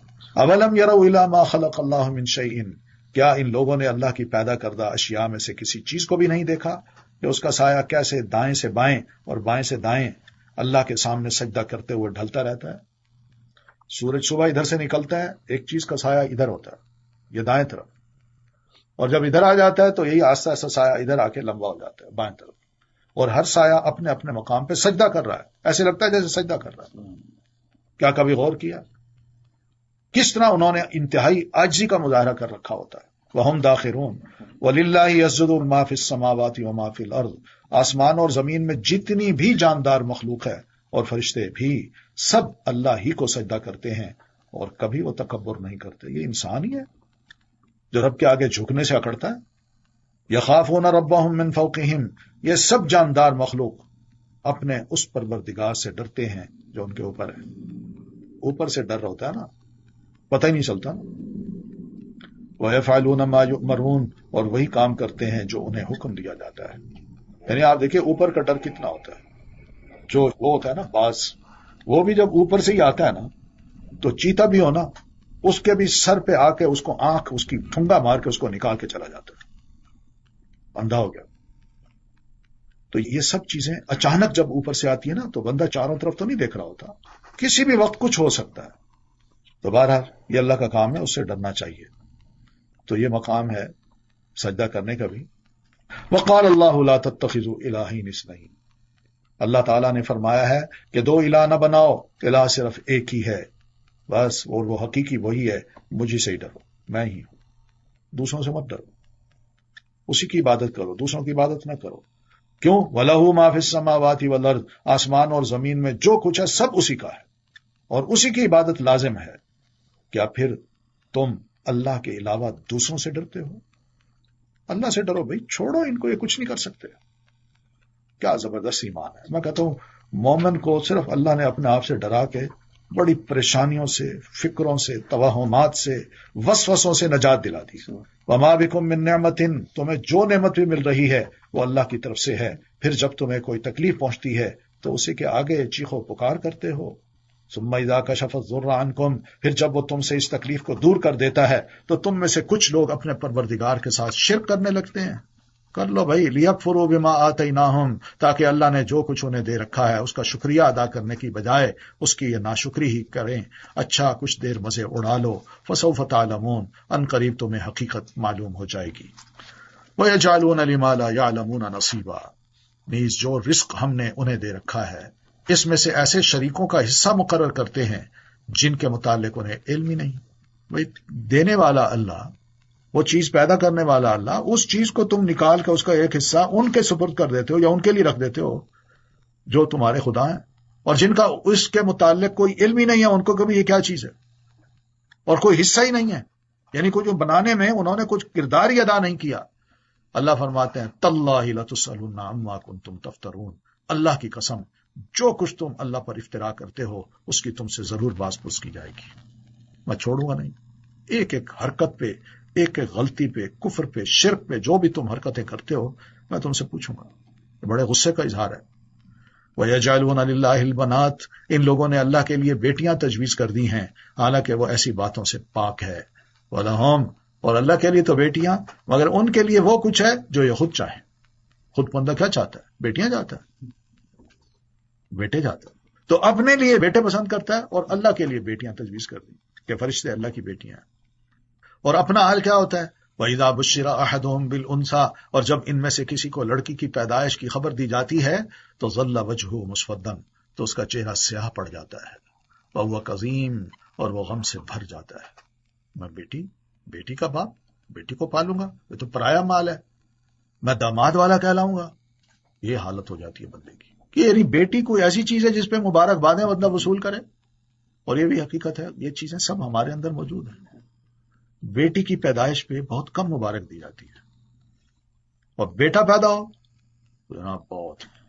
اور بیٹی کی پیدائش پہ اس لیے مبارک دی جاتی ہے، وہ کہتے ہیں باپ ہے، شودا ہے، بیچارہ ہے، بیٹا ہوا نہیں تو غمگین ہوگا، اس کو ہم خوشخبری دیں یا اس کو مبارکباد دیں، اس کو تو مزید دکھ پہنچانے والی بات ہے. حالانکہ یہ سب چیزیں کیا ہیں؟ یہ ان دوسروں کا فعل ہے، کام ہے، ہمارے مسلمانوں کے نہیں ہیں یہ. تو بہرحال یہ مشرکین عرب ایسے ہی کیا کرتے تھے. اللہ تعالیٰ نے ہمیں بتا دیا کہ ان کا یہ عمل اچھا نہیں تھا، بڑا برا عمل تھا. تو مومن کو یہی مناسب ہے کہ اللہ تعالیٰ نے اس کے لیے جو کچھ بھی تقسیم کیا ہے، بیٹیاں دی ہیں، بیٹے دیے ہیں یا دونوں ملا کے دیے ہیں، اس پہ وہ راضی ہو جائے. کچھ پتہ نہیں یہ لڑکیاں لڑکوں کی طرح نہ ہوں. لیس الذکر کالانثیٰ، جس لڑکی کو مریم بنا کے اللہ تعالیٰ نے مریم کے والدہ کے حوالے کیا یا سپرد کیا کہ یہ تو ماں اس کی، تو اس کو بتایا یہ بیٹی تو ہے مگر یہ بیٹی لڑکوں کی طرح نہیں ہے. لڑکے شاید وہ کام نہ کریں جو کام میں اس سے لوں گا. اور دیکھیے کتنا بڑا کام لیا. آج ان کا نام بڑے احترام سے ہم لیتے ہیں. اور بڑی واقعی ایک جوان خاتون نے جس طرح یہ ساری قربانیاں دیں، بیٹا پیدا کی ہوا، اس پہ الزام لگے، اس کا حوصلہ، اس کی دینی تربیت، اس کی نیکی، اس کی طہارت، اس کی وجہ سے ایسا دل میں احترام ہے کہ دل کرتا ہے کہ بھائی کہ اللہ تعالیٰ اس مریم کو پتہ نہیں کیا کیا مقام دے گا، کیا کیا وہ اللہ تعالیٰ کی مبارک مخلوق ثابت ہوئی کہ جس سے اللہ نے اتنا بڑا کام لیا. کئی دفعہ ایسا ہوتا ہے کہ لڑکی اپنے ورثاء کے لیے لڑکے سے زیادہ بہتر ثابت ہوتی ہے. یہ حقیقت ہے. آپ نے فرمایا اسی آیت کے ذریعے مسلمانوں تمہیں اللہ تعالیٰ نے آگاہ کر دیا ہے کہ تم یہ بالکل نہ سوچا کرو اور نہ بیٹی کو بوجھ سمجھا کرو، اس سے تم باز آ جاؤ. آپ فرماتے ہیں بیٹیوں کو برا نہ سمجھا کرو کیونکہ وہ انتہائی قیمتی اور غمخوار ہوتی ہیں. دکھوں کو وہ سہتی ہیں، غموں کو لیتی ہیں، والد کے، والدہ کے. بیٹے نہیں لیتے. مومن کے لیے بھی اللہ کا جو فیصلہ ہوتا ہے مومن سمجھتا ہے میرے لیے بہتر ہے. اللہ نے جو کیا ہے میں اس پہ راضی ہوں. ہمارے ایک دوست تھے، اللہ نے ان کو مسلسل ایک کے بعد دوسری تیسری 4 بیٹیاں دی. چوتھی بیٹی جب پیدا ہوئی تو کافی ماشاءاللہ اللہ نے ان کو دین کا شعور بھی دے رکھا تھا، دوست احباب بھی بڑے اچھے تھے. تو وہ جب آئے مبارک دینے کے لیے تو انہوں نے کہا میرے رب نے اگر رسول کے لیے 4 بچیوں کا انتخاب کیا ہے اور رسول اس پہ مطمئن ہے تو میں کیوں نہ مطمئن ہوں؟ تو یہ بندہ اس طرح سوچے تو بڑی دل کو تسلی ہوتی ہے. یتوارا من القوم، مگر بندے کی اپنی حالت یہ ہوتی ہے کہ بچی کی پیدائش کی دی ہوئی خبر سے آر کی وجہ سے وہ لوگوں سے چھپتا پھرتا ہے اور سوچتا ہے کہ آیا اس لڑکی کو ذلت کے باوجود زندہ ہی رہنے دے یا زمین میں گاڑ دے. یہ ذلت برداشت کروں جب تک یہ زندہ ہے، او فلاں کے باپ، او فلاں بیٹی کے باپ، یا پھر اس کو زندہ گاڑ دوں. اچھا یہ بھی دیکھیے کہ عربوں میں نبی علیہ الصلوۃ والتسلیم تک سر جو نام آپ دیکھیں گے نا، لوگوں نے کنیتیں اگر رکھی ہیں تو وہ بیٹوں کے ناموں پہ رکھی ہیں، بیٹیوں کے نام پہ نہیں رکھتے تھے. مگر جب دین نے بتایا کہ بیٹیاں بڑی بابرکت ہوتی ہیں تو نبی علیہ السلام ہوں، صحابہ ہوں، انہوں نے پھر بیٹیوں کے نام سے اپنی کنیتیں رکھی ہیں. اور ان میں سب سے پیش جناب عمر رضی اللہ تعالیٰ عنہ ہے. آپ کو پتا ان کی کیا کنیت تھی؟ ابو حفص. حفصہ ان کی بیٹی تھی جو ام المومنین ہے، تو ان کے نام سے انہوں نے اپنی کنیت رکھی، ابو حفص عمر بن خطاب رضی اللہ عنہ. تو یہ بہرحال ہے. دیکھو یہ لوگ کیسا برا فیصلہ کرتے ہیں. للذین لا یؤمنون بالآخرہ، بری مثال تو ان لوگوں کے لیے جو آخرت پر ایمان نہیں رکھتے. اللہ کے لیے تو بلند تر مثال ہے اور وہ ہر چیز پر غالب اور حکمت والا ہے. یہ بری مثال کیا ہے؟ یہی کہ لوگ جو ہے نا اللہ کی دی ہوئی چیز کی ناقدری کر کے اور پھر اپنے اوپر مان کر کے کہ ہم قادر ہیں، ہم جو چاہیں کر سکتے ہیں، یہ برے عمل کی مثال ہے. تو اس عمل کو اللہ کی رضا پہ راضی نہ ہونے کا ایک اندیا ہے. اور پھر یہ بھی ہے کہ میں آخرت پر بھی ایمان نہیں رکھتا. یہ کیا ہے کہ دنیا میں مجھے اللہ نے یہ دے دیا، پتہ نہیں آخرت میں کیا دے گا. مگر اللہ اس کے لیے تو بلند تر مثال ہے، وہ اکیلا ہے اور ہر چیز پر غالب اور حکمت والا ہے. وَلَوْ يُؤَاخِذُ اللَّهُ النَّاسَ بِظُلْمِهِمْ، اگر اللہ تعالیٰ لوگوں کو ان کے ظلم کی بنا پر پکڑنے لگتا تو زمین میں کوئی جاندار مخلوق باقی نہ رہتی. لیکن وہ ایک معین عرصہ تک ڈھیل دیے چلے جاتا ہے، پھر جب مدت آ جاتی ہے تو اللہ کا عذاب ان سے گھڑی بھر کے لیے آگے پیچھے نہیں ہو سکتا. وَيَجْعَلُونَ لِلَّهِ، یہ لوگ اللہ کے لیے وہ چیز تجویز کرتے ہیں جسے خود ناپسند کرتے ہیں. وَتَصِفُ أَلْسِنَتُهُمُ الْكَذِبَ، اور ان کی زبانیں جھوٹ بکتی ہیں کہ اللہ کی بیٹیاں ہیں. ان لہم الحسنى، اور لوگوں کو بھی یہ کہتے پھرتے ہیں کہ ان کے لیے بھلا ہی بھلا ہے. یعنی بھلا سے مراد، حسنہ سے مراد یہ تو جنت ہے، یا پھر جو کچھ بھی ہے جو ہمارے کرتوت ہیں جو ہم کر رہے ہیں یہی بھلا ہے. بیٹیوں کو گاڑ دو، ان کو مار دو، بڑے نہ بناؤ، بڑا نہ ہونے دو ان کو. اللہ جرم، اللہ فرماتے ہیں ان کے لیے یقینی چیز تو دوزخ کی آگ ہے اور اس میں یہ سب سے آگے دھکیلے جائیں گے. تاللہ، بخدا اللہ کی قسم، ہم آپ سے پہلے بہت سی امتوں کی طرف رسول بھیج چکے ہیں تو یہی ہوتا رہا کہ شیطان انہیں ان کے کرتوت مزین کر کے دکھاتا رہا، اور آج بھی شیطان ہی ان کفار مکہ کا سرپرست بنا ہوا ہے اور انہیں دردناک عذاب ہوگا. تو جس کی اطاعت کی جاتی ہے نا وہی دوست ہوتا ہے. شیطان کی اطاعت کرنے کی وجہ سے اللہ تعالیٰ نے ان کے لیے شیطان کو دوست کا نام دیا ہے. وما انزلنا علیک الکتاب، ہم نے آپ پر یہ کتاب صرف اس لیے نازل کی ہے کہ جن باتوں میں یہ لوگ اختلاف کر رہے ہیں، اللہ کے بارے میں، رسول کے بارے میں، وحی کے بارے میں، ان کے بارے میں آپ ان پر حقیقت واضح کر دیں. نیز یہ کتاب ایمان لانے والوں کے لیے ہدایت اور رحمت بھی ہے. واللہ انزل من السماء ماء، اور اللہ ہی نے آسمان سے پانی برسایا جس سے زمین کو اس کے مردہ ہونے کے بعد زندہ کیا. اس میں بھی ان لوگوں کے لیے نشانی ہے جو غور سے سنتے ہیں کہ کس طرح اللہ ایک بنجر زمین کو آباد کر دیتا ہے تو مار کے دوبارہ اللہ اس کو زندہ نہیں کر سکتا. وَإِنَّ لَكُمْ فِي الْأَنْعَامِ لَعِبْرَةً، پھر تمہارے لیے چوپایوں میں بھی نشان عبرت موجود ہے. اور نشان یہی ہے کہ اس سے اللہ کو پہچان سکتے ہو کہ کس طرح اللہ نے چوپائے بنائے. گائے کو دیکھیے، اس کا سر دیکھیے، اس کا منہ دیکھیے، اس کی پیٹھ دیکھیے، اس کی ٹانگیں دیکھیے، تھن دیکھیے. پھر اسی طرح بکری ہے، بھیڑ ہے، اونٹ ہے، یہ سب ایسے. نسقیکم، ان کے پیٹوں میں غذا کا فضلہ اور خون موجود ہوتا ہے. تو ان دونوں چیزوں کے درمیان سے ہم تمہیں خالص دودھ پلاتے ہیں. یہ کیسا ہے؟ گوبر اور خون کے درمیان سے دودھ نکال کے جو بالکل سفید ہوتا ہے، جس میں نہ گوبر کا کوئی ملاوٹ ہوتی ہے نہ خون کی کوئی ملاوٹ ہوتی ہے، بالکل سفید. کتنی بڑی بات ہے، کون کرتا ہے یہ بندوبست؟ اور دودھ بھی وہ خالصاً، جو انتہائی خالص ہو، سائغا للشاربین، جو پینے والوں کے لیے خوشگوار ہوتا ہے. یعنی بندہ پیتا ہے تو کیا آرام سے وہ منہ کے اندر چلا جاتا ہے، گلے کو بڑا سکون ملتا ہے. پھر دودھ جس کو اللہ نے بطور خاص ذکر کیا ہے یہ بڑی زبردست غذا ہے انسان کی، اور تمام غذاؤں پر یہ حاوی ہے، مکمل غذا ہے یہ۔ اس لیے آپ صلی اللہ علیہ وسلم فرمایا کرتے تھے کہ دودھ کا کوئی تحفہ دے تو اس کو واپس نہ لوٹاؤ، وہ ضرور پی لو۔ آپ کو بھی معراج میں دودھ کا گلاس اور شراب کا گلاس دیا گیا، تو آپ نے دودھ پیا، تو آپ کو کہا گیا اللہ کے رسول آپ نے بہت اچھا کیا، اگر آپ یہ پی لیتے تو آپ کی امت گمراہ ہو چکی ہوتی۔ 3 چیزیں ہیں، آپ فرماتے ہیں ان کو بالکل مت لوٹاؤ واپس، کوئی تحفے کے طور پر دے۔ ایک ہے تکیہ، ذرا سر کے نیچے کوئی رکھنے کے لیے، ٹیک لگانے کے لیے کوئی تکیہ دے۔ اس دور کے بہرحال تحفے تھے، اور انسان کو اس سے بڑا سکون بھی ملتا ہے۔ آپ خود اندازہ کریں کہ ہم لمبے سفروں پر جب جاتے ہیں، جہاز پہ بھی جاتے ہیں، تو اپنے ساتھ ضرور کوئی نہ کوئی تکیہ لے جاتے ہیں کہ یار سیٹیں اچھی نہیں ہیں، آرام سے بیٹھیں گے۔ آفس میں بھی کوئی سیٹ اچھی نہ ہو تو انسان تکیہ گھر سے لے جاتا ہے، گاڑی میں بھی تکیہ رکھتا ہے۔ تو تکیہ اس کو نہ چھوڑے۔ پھر تیل، کوئی تیل ہو جو جس سے کچھ ہے کک کی جا سکتی ہو یا جسم کے لیے استعمال ہوتا ہے، تو وہ بھی اس کو رد نہ کرے۔ ویسے عام طور پہ علماء نے تیل سے مراد خوشبو لیا ہے، یہ خوشبو بھی ایک تیل ہوتا ہے، تو یہ بھی اگر کوئی تحفہ دے اس کو رد نہیں کرنا۔ تیسری چیز دودھ ہے، دودھ کو بھی واپس نہیں کرنا۔ دودھ پلانے کا بڑا اجر بھی ہے۔ لوگ اس زمانے میں اپنی گائے دوسرے کو دے دی، بکری دے دی، یہ لوگ کچھ عرصہ کے لیے دودھ پی لو۔ تو آپ فرمایا کرتے تھے کہ یہ ایسے ہے جیسے ایک غلام کو آزاد کرنا یا اس کی آزادی کی قیمت دے دینا۔ کتنا بھلا ہوتا ہے کیا جی، کوئی 25-30 ہزار کی گائے لے کے کسی غریب آدمی کو دے دی، لو بھائی دودھ پیو، جب تک پی سکتے ہو، تو وہ خوش ہو جاتا ہے، اس کی صحت اچھی، اس کے بچے ہیلتھی، اور گھر کی فضا بھی ذرا اچھی، کیونکہ دودھ گھر میں ہو تو لگتا ہے سب کچھ ہے، اور اگر دودھ نہیں ہے تو کچھ بھی نہیں ہے۔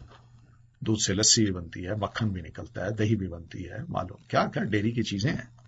خواب میں اگر بندہ دودھ دیکھے تو یہ فطرت ہے، علم ہے۔ آپ نے خود خواب میں بہت دودھ پیا اور سیراب ہو کے پیا۔ آپ فرماتے ہیں اتنا پیا کہ یوں محسوس ہوا جیسے ناخنوں میں بھی دودھ بہ رہا ہے۔ پھر میں نے وہ پیالہ عمر کو دے دیا۔ صحابہ نے پوچھا اس کا کیا مطلب ہے اس خواب کا؟ آپ فرمایا علم، یہ آپ نے دودھ پینے کے بعد باقی جو نا عمر کو دیا ہے تو یہ علم ہے۔ وہی علم تو یہ کہہ دینا کہ صرف یہ علم سیدنا علی کے پاس تھا، انا مدینۃ العلم ولی بابھا، کہ میں علم کا شہر ہوں اور علی اس کا دروازہ ہے۔ اس دروازے سے آپ گھس کے دین کو پہچانیے، اس دروازے کے بغیر سمجھنا چاہیں گے تو آپ کو کچھ نہیں پتا چلے گا۔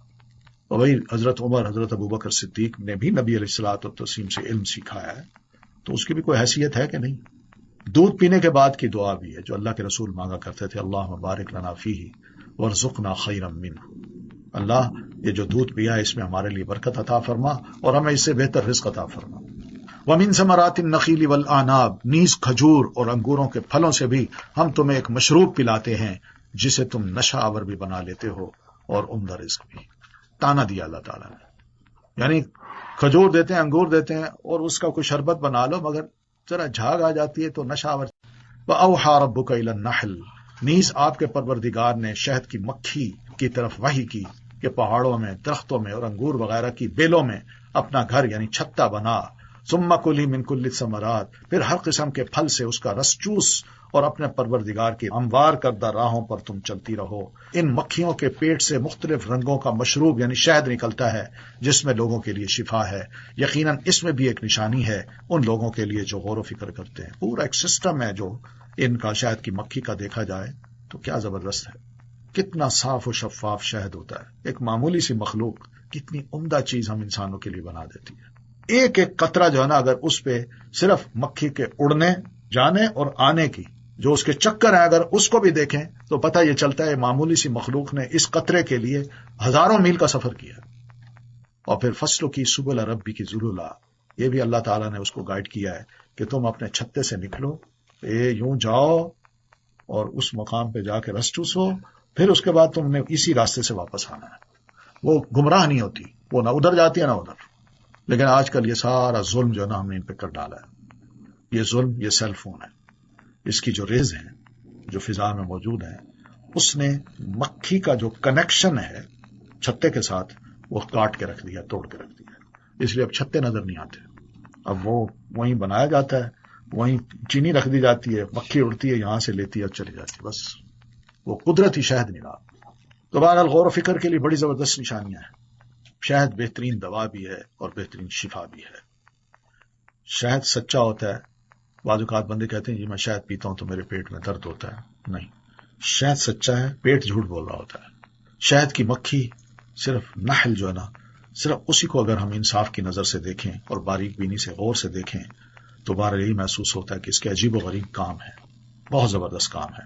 یقین ہوتا ہے کہ واقعی چھوٹی سی مخلوق کو اللہ نے جیسی جسمانی ساخت دی ہے، کمزور بنایا ہے، مگر اس کو عجیب و غریب قسم کی نا ٹیکنیک سکھا دی ہیں، الہام کر دی ہیں، اور وہ سبحان اللہ ایسا خوبصورت چھتا بناتی ہے اور پھر جا کے نا سارے کام کرتی ہے اپنی تدبیر سے. حالات کیسے بھی ہوں، بارشیں ہوں، سردی ہو، گرمی ہو، اس نے اپنا کوئی معاملہ ایسا سیٹ کیا ہوتا ہے کہ وقت پر شہد تیار کر دیتی ہے. تو تسلیم بعض اوقات مومن کی مثال شہد کی مکھی کی طرح دی ہے کہ مومن شہد کی مکھی کی طرح ہوتا ہے. کیوں؟ لا تأکلوا الا طیبا، مومن شہد کی مکھی کی طرح جو کھاتا ہے پاکیزہ چیز کھاتا ہے. ولا تضعوا الا طیبۃ، اور جہاں بھی کوئی شے رکھتا ہے یعنی پھل دیتا ہے تو وہ بھی پاکیزہ پھل ہوتا ہے اس کا. شہد کی مکھی کو مارنے سے اللہ کے رسول نے منع کیا ہے. ہاں، شہد کی مکھیوں کے علاوہ دوسری مکھیوں کو مار سکتے ہیں.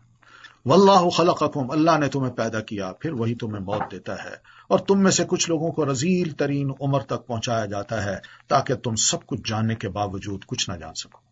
سب کچھ جاننے کے بعد کچھ نہ جان سکو. یعنی انسان دیکھے بچپن، جوانی، پھر ادھیڑ عمری، پکا پختہ ہو چکا انسان، ہر شے اس کو یاد ہے. پھر اس کے بعد آہستہ آہستہ کمزوری، اور کمزوری ہوتے ہوئے ایک وقت آتا ہے کہ بندہ ایک ایک شے کا محتاج ہو جاتا ہے. مجھے اٹھاؤ، مجھے بٹھاؤ، مجھے لٹاؤ، مجھے کھلاؤ، مجھے پلاؤ. اور پھر اس وقت حالت اس کی یہ ہوتی ہے کہ بیٹے سامنے کھڑے ہوں ان کو پہچان نہیں سکتا. یہ افضل العمر ہے. یہ ہے لکی لا یعلم بعد علم شیئا. بلا شبہ اللہ تعالیٰ سب کچھ جاننے والا اور قدرت والا ہے. واللہ فضل بعضکم علی بعض فی الرزق، نیز اللہ نے تمہیں رزق کے معاملے میں ایک کو دوسرے پر فضیلت دے رکھی ہے. کسی کی انکم زیادہ ہے، کسی کی تھوڑی ہے. پھر جن لوگوں کو رزق دیا وہ دیا گیا ہے وہ ایسے تو نہیں جو زائد رزق کو اپنے غلاموں کی طرف لوٹا دیں، ایسے تو نہیں ہوتا. یعنی وہ رزق اپنے پاس ہی رکھتے ہیں اس لیے کہ اگر زیادہ بھی ہے تاکہ آقا اور غلام سب رزق کے معاملوں میں برابر ہو جائیں، ایسا تو نہیں ہوتا. تو اسی وجہ سے اللہ تعالیٰ نے یہ رزق کے معاملے میں بھی ایک دوسرے کو فضیلت دے رکھی ہے. کیا پھر وہ اللہ کی نعمتوں کا ہی انکار کرتے؟ واللہ جعل لکم من انفسکم ازواجا، اللہ نے تمہارے لیے تم ہی میں سے بیویاں بنائی. سبحان اللہ، یہ بھی بڑی قابل غور بات ہے. اگر بیوی بکری ہوتی، سوچے انسان اتنا سوچ لے، کوئی جانور ہوتا، تم ہی میں سے تمہاری بیویاں بنا، یا بیوی انسان ہوتی اور اس کا خامن خدا نہ خواستہ کوئی اور ہوتا، کیا محبت پیدا ہوتی. انسان بیوی بنائی، انسان مرد بنایا اور دونوں کی شادی آپس میں کی، تو کیا یہ زوج بنا کے ان کو جوڑا بنا کے رکھا تو بندہ سوچے کہ اس میں جو محبت ہے، اس میں جو سکون ہے، وہ کیا کسی اور بیوی سے ہو سکتا تھا؟ اگر کوئی غیر انسانی مخلوق ہوتی بندہ خوف کھاتا، مزاج ہی نہ ملتے. اور پھر تمہاری بیویوں سے تمہارے لیے بیٹے اور پوتے بنائے، یہ بھی ہوا. وہ تو بیٹے اور پوتے تمہارے بنائے تمہاری بیویوں سے. تو اگر نطفہ مرد کا ہوتا ہے اس سے بچہ جو پیدا ہوتا ہے تو وہ بچہ باپ کی طرف منسوب ہوتا ہے. اور تمہیں پاکیزہ چیزوں کا رزق عطا کیا، کیا پھر وہ باطل معبودوں پر یقین رکھتے ہیں اور اللہ کی نعمتوں کا انکار کرتے ہیں؟ یعنی یہ سب چیزیں ماننے کی ہیں کہ واقعی اللہ تعالیٰ کے یہ کام ہے، اللہ تعالیٰ کو ہی معبود حقیقی سمجھنا چاہیے. وَيَعْبُدُونَ مِن دُونِ اللَّهِ، اللہ کے سوا وہ جن چیزوں کی پوجا کرتے ہیں وہ آسمان اور زمین سے انہیں رزق مہیا کرنے کا بھی کچھ اختیار نہیں رکھتے، اور نہ ہی وہ یہ کام کر سکتی ہیں. کیا کریں گے؟ بے بس ہیں، بے جان چیزیں ہیں، بے روح چیزیں ہیں. فَلَا تَضْرِبُوا لِلَّهِ الْأَمْثَالَ، انسانوں اللہ کے لیے مثالیں نہ بیان کیا کرو. کیا مطلب؟ مثلا یوں کہیں اللہ یوں ہے، اللہ تعالیٰ کا ہاتھ اپنے ہاتھ کی طرف اشارہ کر کے کہ اللہ تعالیٰ کا ہاتھ یہ ہے، اس طرح ہوتا ہے، آنکھ اس کی اس طرح ہوتی ہے. نہ، یہ مثالیں نہ دیا کرو. کیوں؟ اس جیسا کوئی ہے ہی نہیں. بس اتنا مان لو کہ اللہ تعالیٰ کا ہاتھ ہے. ہاتھ انسان کا بھی ہوتا ہے، ہاتھ جانور کا بھی ہوتا ہے، پاؤں انسان کا بھی ہوتا ہے، پاؤں اونٹ کا بھی ہوتا ہے. پاؤں تو ہے نا. تو یہ تو نہیں ہوتا کہ ہم یہ کہیں کہ اونٹ کا پاؤں بھی انسان کی طرح ہوتا ہے، یہ نہیں ہو سکتا. اللہ خالق ہے، ہم مخلوق ہیں. تو اللہ تعالیٰ نے ہاتھ کا جو ذکر کیا ہے اس کا یہ مطلب نہیں کہ اس کا ہاتھ کسی انسان کی طرح ہے. ہاتھ ہے، کیسا ہے وہ اللہ بہتر جانتا ہے. ان اللہ یعلم وانتم لا تعلمون، اللہ جانتا ہے اور تم نہیں جانتے کیونکہ تم نے دیکھا ہی نہیں اللہ تعالیٰ کو. ضرب اللہ مثلا عبدا مملوکا، اللہ ایک مثال بیان کرتا ہے، ایک غلام ہے، بس مثلا ایک غلام ہے جو خود کسی کی ملکیت میں ہے، ایک اس کا مالک ہے، وہ کسی چیز کی قدرت نہیں رکھتا، یعنی غلام ہونے کی حیثیت سے اس کو کوئی قدرت نہیں کہ وہ ان چیزوں کا استعمال کرے، اس کو کوئی اجازت نہیں۔ اور دوسرا وہ ہے جسے ہم نے عمدہ رزق عطا کیا، پھر وہ اس سے خفیہ اور علانیہ باہر طور خرچ کرتا ہے، کیا یہ دونوں برابر ہو سکتے ہیں؟ ایک بندہ ہوا ہے، ایک آزاد ہے۔ تو اللہ تعالیٰ نے مومن کو آزاد کیا ہے غیر خدا سے۔ سب تعریف اللہ ہی کو سزاوار ہے، بلکہ اکثر لوگ یہ سیدھی سی بات بھی نہیں جانتے۔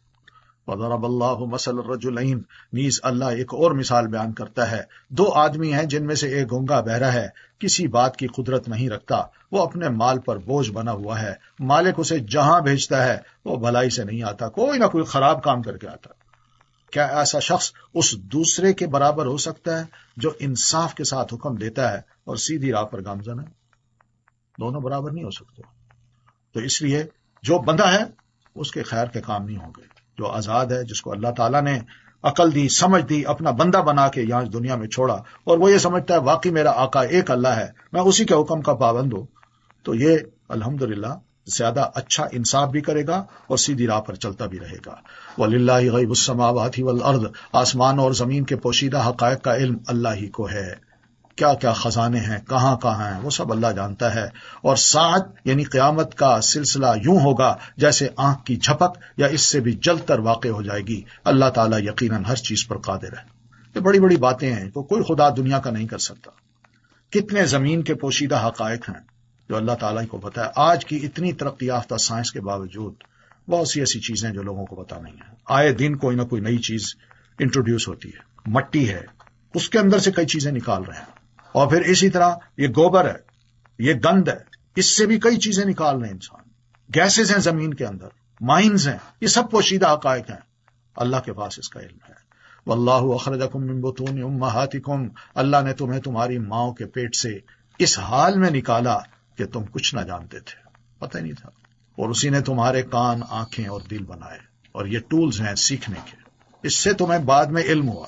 جب دنیا میں آئے تم نے آنکھیں کھولی اور دیکھا یہ ماں باپ ہیں، یہ بہن بھائی ہیں، یہ رنگ ہیں، یہ کلر ہیں، اور پھر کان دیے، آوازوں سے تم مانوس ہوئے، لفظوں کو سمجھا، زبان آ گئی، اور دل بنائے، پھر بڑے ہو کے تم نے سوچا تاکہ تم اس کا شکریہ ادا کرو۔ تو دیکھا جائے تو اللہ تعالیٰ نے کتنی انسان کو نعمتیں دے رکھی ہیں جن کو ہم کہہ سکتے ہیں کہ ظاہری نعمتیں بھی ہیں اور باطنی نعمتیں بھی ہیں۔ الم یرو، کیا انہوں نے پرندوں کو نہیں دیکھا کہ آسمانی فضا میں کیسے مسخر ہیں، کس طرح اڑتے ہیں فضا میں، اللہ ہی انہیں تھامے ہوئے ہے۔ اور اس طرح جہاز جو اڑتا ہے اس کو بھی اللہ ہی تھام رہا ہوتا ہے، یہ نہیں ہے کہ ہمارا اس میں کوئی کمال ہوتا ہے۔ جو لوگ ایمان لاتے ہیں ان کے لیے اس میں بہت سی نشانیاں ہیں۔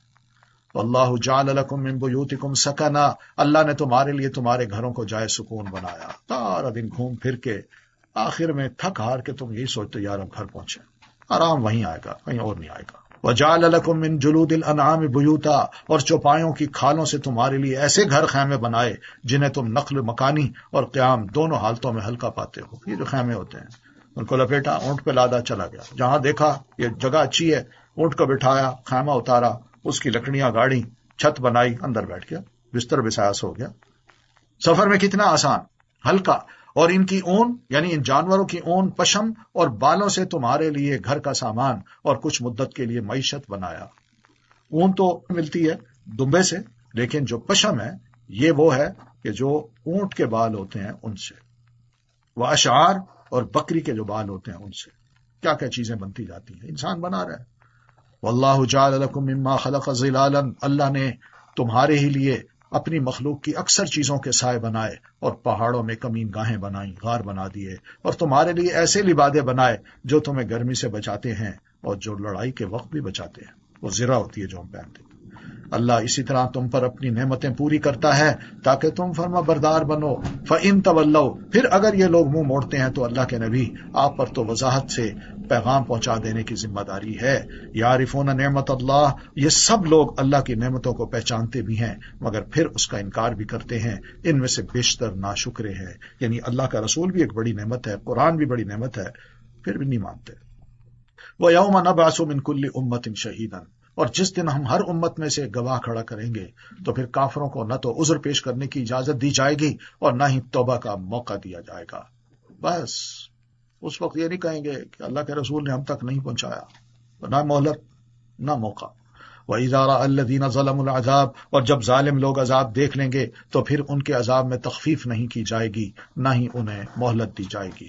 وَإِذَا رَأَى الَّذِينَ أَشْرَكُوا شُرَكَاءَهُمْ، اور جب مشرکین اپنے شریکوں کو کل قیامت کو دیکھیں گے تو کہیں گے اے ہمارے پروردگار، یہ ہیں ہمارے خود ساختہ شریک جنہیں ہم تجھے چھوڑ کر پکارا کرتے تھے، ہمیں کہا گیا تھا ان کو پکارو تمہارا بیڑا پار کرائیں گے.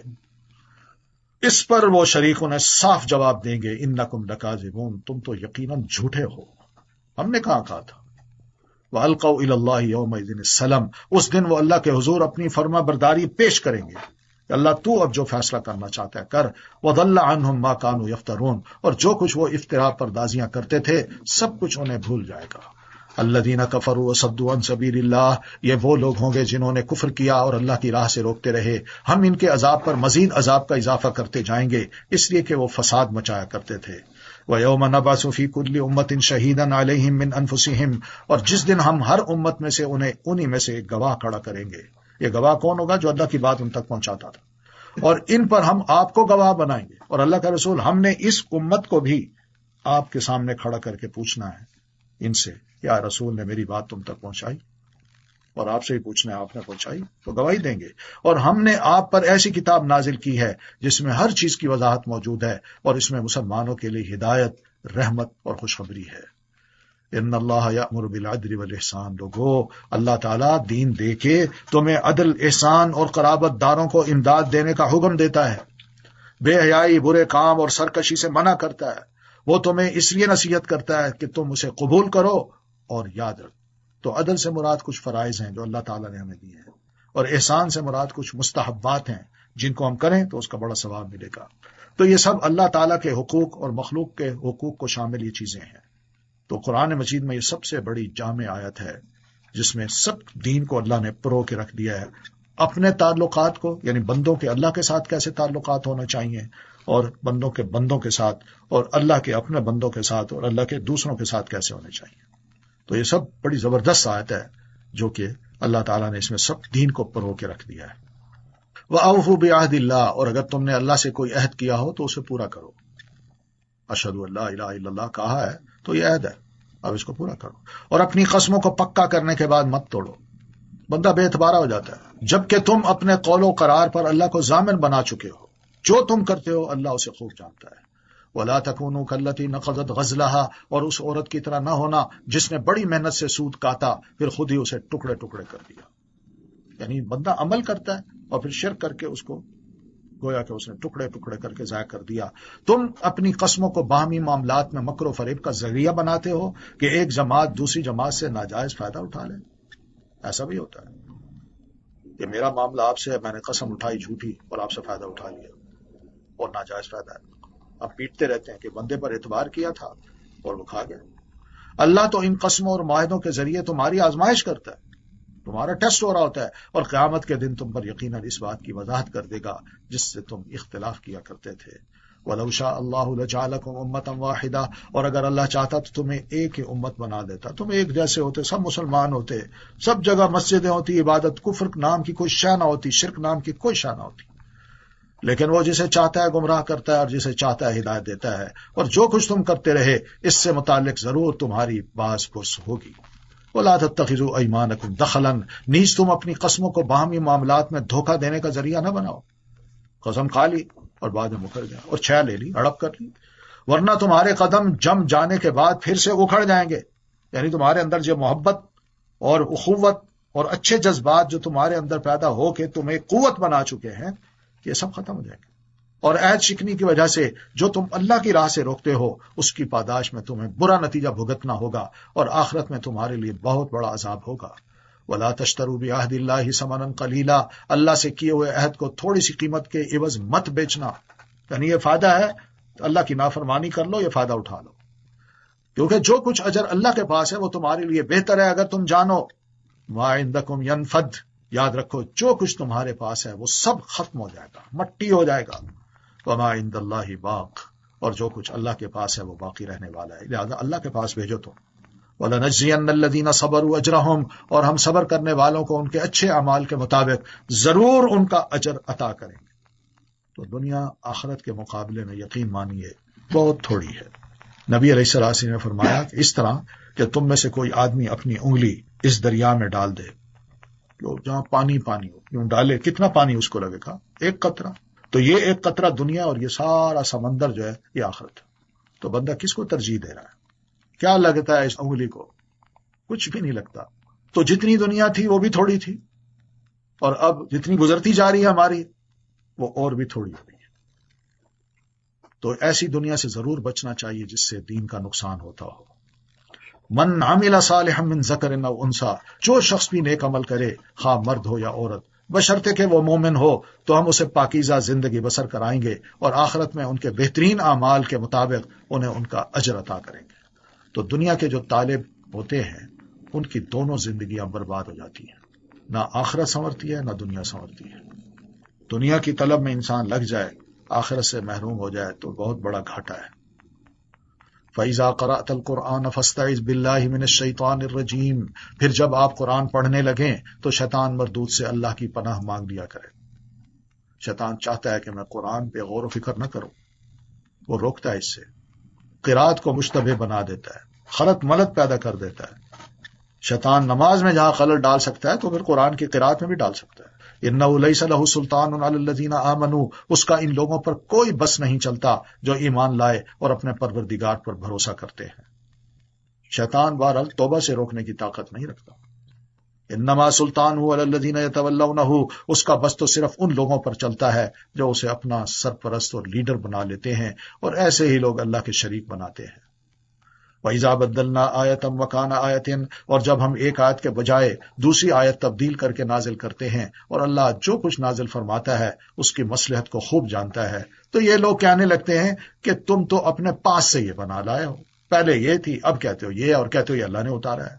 حالانکہ ان میں اکثر لوگ حقیقت حال کو نہیں جانتے کہ اللہ تعالیٰ بہرحال حالات کو درست کرتا جاتا ہے اور نئے احکام دیتا جاتا ہے۔ قل نزلہ روح القدس من ربک، آپ ان سے کہیے کہ اس قرآن کو روح القدس نے آپ کے پروردگار کی طرف سے حق کے ساتھ بتدریج نازل کیا ہے، تاکہ ایمان لانے والوں کے ایمان کو مضبوط بنا دے اور مسلمانوں کے لیے ہدایت اور بشارت ہے۔ وَلَقَدْ نَعْلَمُ، ہمیں خوب پتہ ہے کہ کافر یہ کہتے ہیں کہ کوئی انسان ہے جو اس نبی کو یہ قرآن سکھا جاتا ہے، حالانکہ جس شخص کی طرف یہ بات منسوب کرتے ہیں وہ اجمی ہے، اور یہ قرآن آسان عربی زبان میں، وہ اجمی نے کیا سکھانا ہے؟ قرآن عربی میں ہے، تو عربی میں تم سمجھتے بھی ہو، تم بیٹھتے ہو، تم بنا سکتے ہو، اس نے کیا بنانا ہے؟ ان الذین لا یؤمنون بآیات اللہ، بلا شبہ جو لوگ اللہ کی آیات پر ایمان نہیں لاتے انہیں وہ کبھی راہ پر نہیں لاتا، اور ان کے لیے دردناک عذاب ہے۔ جھوٹ تو صرف وہ لوگ افترا کرتے ہیں جو اللہ کی آیات پر ایمان نہیں لاتے، اور یہی لوگ جھوٹے ہیں۔ من کفر باللہ من بعد ایمانہ، جس شخص نے ایمان لانے کے بعد اللہ سے کفر کیا، الا یہ کہ وہ مجبور کر دیا جائے اور اس کا دل ایمان پر مطمئن ہو، تو یہ معاف ہے، مگر جس نے برضا و رغبت کفر کیا، کفر کو قبول کیا، تو ایسے لوگوں پر اللہ کا غضب ہے اور انہی کے لیے بہت بڑا عذاب ہے۔ ذالک، یہ عذاب اس لیے کہ انہوں نے آخرت کے مقابلہ میں دنیا کی زندگی کو پسند کیا، اور اللہ کفر کرنے والوں کو سیدھی راہ نہیں دکھایا کرتا۔ اولئک الذین طبع اللہ علی قلوبہم، یہی لوگ ہیں جن کے دلوں، کانوں اور آنکھوں پر اللہ نے مہر لگا دی ہے، اور یہی لوگ غفلت میں پڑے ہوئے ہیں۔ لا جرم، کوئی شک نہیں، یہی لوگ آخرت میں نقصان اٹھانے والے ہیں۔ ثم ان ربک للذین ہاجروا من بعد ما فتنوا، پھر جن لوگوں نے مصائب اٹھانے کے بعد ہجرت کی، پھر جہاد کیا اور صبر کرتے رہے، یہ صحابہ کرام کے بارے، تو آپ کا پروردگار بلا شبہ ان آزمائشوں کے بعد انہیں معاف کرنے والا اور رحم کرنے والا ہے۔ یوم تأتی کل نفس تجادل عن نفسها، جس دن ہر شخص اپنی بابت ہی جھگڑا کرتا ہوا آئے گا، اور ہر ایک کو ان کے اعمال کا پورا پورا بدلہ دیا جائے گا، اور ان پر کچھ ظلم نہیں ہوگا۔ تو بہرحال اس دن انسان کی اپنے ہی بارے میں مشغولیت ہوگی، ہر انسان اپنا مقدمہ لڑے گا، اپنا دفاع کرے گا۔ وضرب اللہ مثلا قریۃ، اللہ تعالیٰ ایک بستی کی مثال بیان کرتا ہے جو امن و چین سے رہتی تھی، اور ہر طرف سے اس کا رزق اسے بفراغت پہنچ رہا تھا، پھر اس نے اللہ کی نعمتوں کی ناشکری کی تو اللہ نے ان کے کرتوتوں کا مزہ یہ چکھایا کہ ان پر بھوک اور خوف کا عذاب مسلط کر دیا۔ ناشکری یہی تھی کہ اس کا حق ادا نہیں کر رہے تھے، غریبوں کو نہیں دیتے تھے، ضائع کر دیتے تھے مگر غریبوں کو نہیں دیتے تھے۔ وَلَقَدْ جَاءَهُمْ رَسُولٌ مِّنْهُمْ، ان کے پاس انہی میں سے ایک رسول آ چکا تھا جسے انہوں نے جھٹلا دیا تو عذاب نے انہیں آ لیا اور وہ بے انصاف لوگ تھے۔ فَكُلُوا، تو انسانوں اللہ نے جو تمہیں حلال اور پاکیزہ دیا ہے رزق وہی کھاؤ، اگر واقعی تم اس کی بندگی کرنے والے ہو تو اللہ کی نعمت کا شکر بھی ادا کرو۔ انما حرم علیکم المیتۃ والدم، اللہ نے جو کچھ تم پر حرام کیا ہے وہ ہے مردار، خون، خنزیر کا گوشت اور ہر وہ چیز جو اللہ کے علاوہ کسی اور کے نام پر مشتہر کی گئی ہو۔ پھر وہ شخص ان میں سے کوئی چیز کھانے پر مجبور ہو جائے بشرطے کہ وہ نہ تو شرعی قانون کا باغی ہو اور نہ ضرورت سے زیادہ کھانے والا ہو، تو ایسے شخص کو اللہ معاف کرنے والا اور رحم کرنے والا ہے۔ وَلَا تَقُولُوا لِمَا تَصِفُ أَلْسِنَتُكُمُ الْكَذِبَ، جو جھوٹ تمہاری زبانوں پر آ جائے اس کی بنا پر یوں نہ کہا کرو کہ یہ چیز حلال ہے اور یہ حرام ہے، یہ تو تم اللہ پر جھوٹ افترا کرنے لگو گے۔ جو لوگ اللہ پر جھوٹ افترا کرتے ہیں، یعنی اللہ نے جس چیز کو حلال کیا تم کون حرام کرنے والے، تو یہ افترا ہے، وہ کبھی فلاح نہیں پا سکتے۔ متاع قلیل، ایسے جھوٹ کا فائدہ تھوڑا سا تو ہے مگر آخرت میں ان کے لیے دردناک عذاب ہے۔ وَعَلَى الَّذِينَ هَادُوا حَرَّمْنَا، اور یہودیوں پر ہم نے جو کچھ حرام کیا تھا وہ ہم اس سے پیشتر آپ سے بیان کر چکے ہیں، ان پر ہم نے ظلم نہیں کیا تھا بلکہ وہ خود ہی اپنے آپ پر ظلم کرتے تھے، یہ پہلے گزر چکا ہے۔ ثُمَّ إِنَّ رَبَّكَ لِلَّذِينَ عَمِلُوا السُّوءَ بِجَهَالَةٍ، البتہ جن لوگوں نے لا علمی کی بنا پر کوئی برا کام کیا پھر اس کے بعد توبہ کر لی اور اپنی اصلاح کر لی، تو اس کے بعد آپ کا پروردگار بھی یقیناً معاف کرنے والا اور رحم کرنے والا ہے۔ ان ابراہیم، بلا شبہ ابراہیم اپنی ذات میں ایک امت تھے، قانتا للہ، اللہ کے فرما بردار تھے اور یکسو رہنے والے تھے، اختلاف سے دور، اختلافی باتوں سے دور، فوکسڈ، ادھر ادھر نہیں دیکھتے تھے۔ وَلَمْ يَكُن مِنَ الْمُشْرِكِينَ، وہ ہرگز مشرک نہ تھے۔ شَاكِرًا لِأَنْعُمِهِ، وہ اللہ کی نعمتوں کے شکر گزار تھے۔ اجتباہ وہداہ، اللہ نے انہیں دین کے کام کے لیے منتخب کر لیا اور سیدھی راہ بھی دکھا دی۔ وَآتَيْنَاهُ فِي الدُّنْيَا حَسَنَةً، ہم نے انہیں دنیا میں بھی بھلائی عطا کی اور آخرت میں بھی، تو وہ یقیناً صالحین میں سے ہوں گے۔ ثُمَّ أَوْحَيْنَا إِلَيْكَ، پھر اللہ کے رسول ہم نے انہی کی اولاد میں آپ تھے تو آپ کی طرف وحی کی کہ یکسو رہنے والے ابراہیم کی ملت کی اتباع کیجیے، اور وہ مشرک نہ تھے، وہ اللہ والے تھے۔ انما جعل السبت، اور رہا سبت یعنی ہفتہ کا قصہ تو وہ صرف ان لوگوں پر مسلط کیا گیا جنہوں نے اس بارے میں اختلاف کیا تھا، انہیں سزا دی گئی۔ آپ کا پروردگار قیامت کے دن یقیناً ان باتوں کا فیصلہ کر دے گا جن میں آج یہ اختلاف کر رہے ہیں۔ ادع الی سبیل ربک بالحکمہ، اے اللہ کے نبی آپ لوگوں کو اپنے پروردگار کے راستے کی طرف حکمت اور عمدہ نصیحت کے ساتھ دعوت دیجیے، اور ان سے ایسے طریقے سے مباحثہ کیجیے جو بہترین ہو۔ ان ربک هو اعلم بمن ضل عن سبیلہ، اس میں کوئی شک نہیں کہ آپ کا پروردگار اسے بھی خوب جانتا ہے جو اس کی راہ سے بھٹک چکا ہے، اور وہ راہ راست پر چلنے والوں کو بھی خوب جانتا ہے۔ وَإِنْ عَاقَبْتُمْ، اور اگر تمہیں بدلہ لینا ہو تو اتنا ہی بدلہ لو جتنی تم پر زیادتی ہوئی، یہ دیکھیے انصاف ہے، اور اگر تم برداشت کر جاؤ تو لَهُوَ خَيْرٌ لِلصَّابِرِينَ، تو صبر کرنے والوں کے لیے یہی بات ہی بہتر ہے۔ بدلہ لے کے اس کے دل میں اور نفرت ڈالو گے، لیکن اگر برداشت کرو گے تو وہ بھی کہے گا یار زیادتی میں نے کی، یہ اچھا آدمی ہے، جو کہتا ہے مان لیتا ہوں۔ وَاصْبِرْ، اور اللہ کے رسول آپ بھی صبر کیجئے، جو تکلیفیں دے رہے ہیں سب برداشت کیجئے، مت بولیے، رد عمل ظاہر نہ کیجئے، اور آپ کا صبر اللہ ہی کی توفیق سے ہے، یعنی آپ کے پاس اتنی ہمت نہیں ہے، اللہ کی توفیق ہوگی تو یہ صبر کریں گے۔ وَلَا تَحْزَنْ عَلَيْهِمْ، اور ان لوگوں کے متعلق رنجیدہ نہ ہوں اور ان کی چال بازیوں پر تنگی محسوس نہ کریں۔ ان اللہ مع الذین اتقوا، بلا شبہ اللہ ان لوگوں کے ساتھ ہے جو اس سے ڈرتے ہیں اور جو اچھے کام کرتے ہیں۔ تو اللہ کا ساتھ دو صورتوں میں ملتا ہے، تقوی اور نیکی کے ساتھ۔ سبحانک اللہم و بحمدک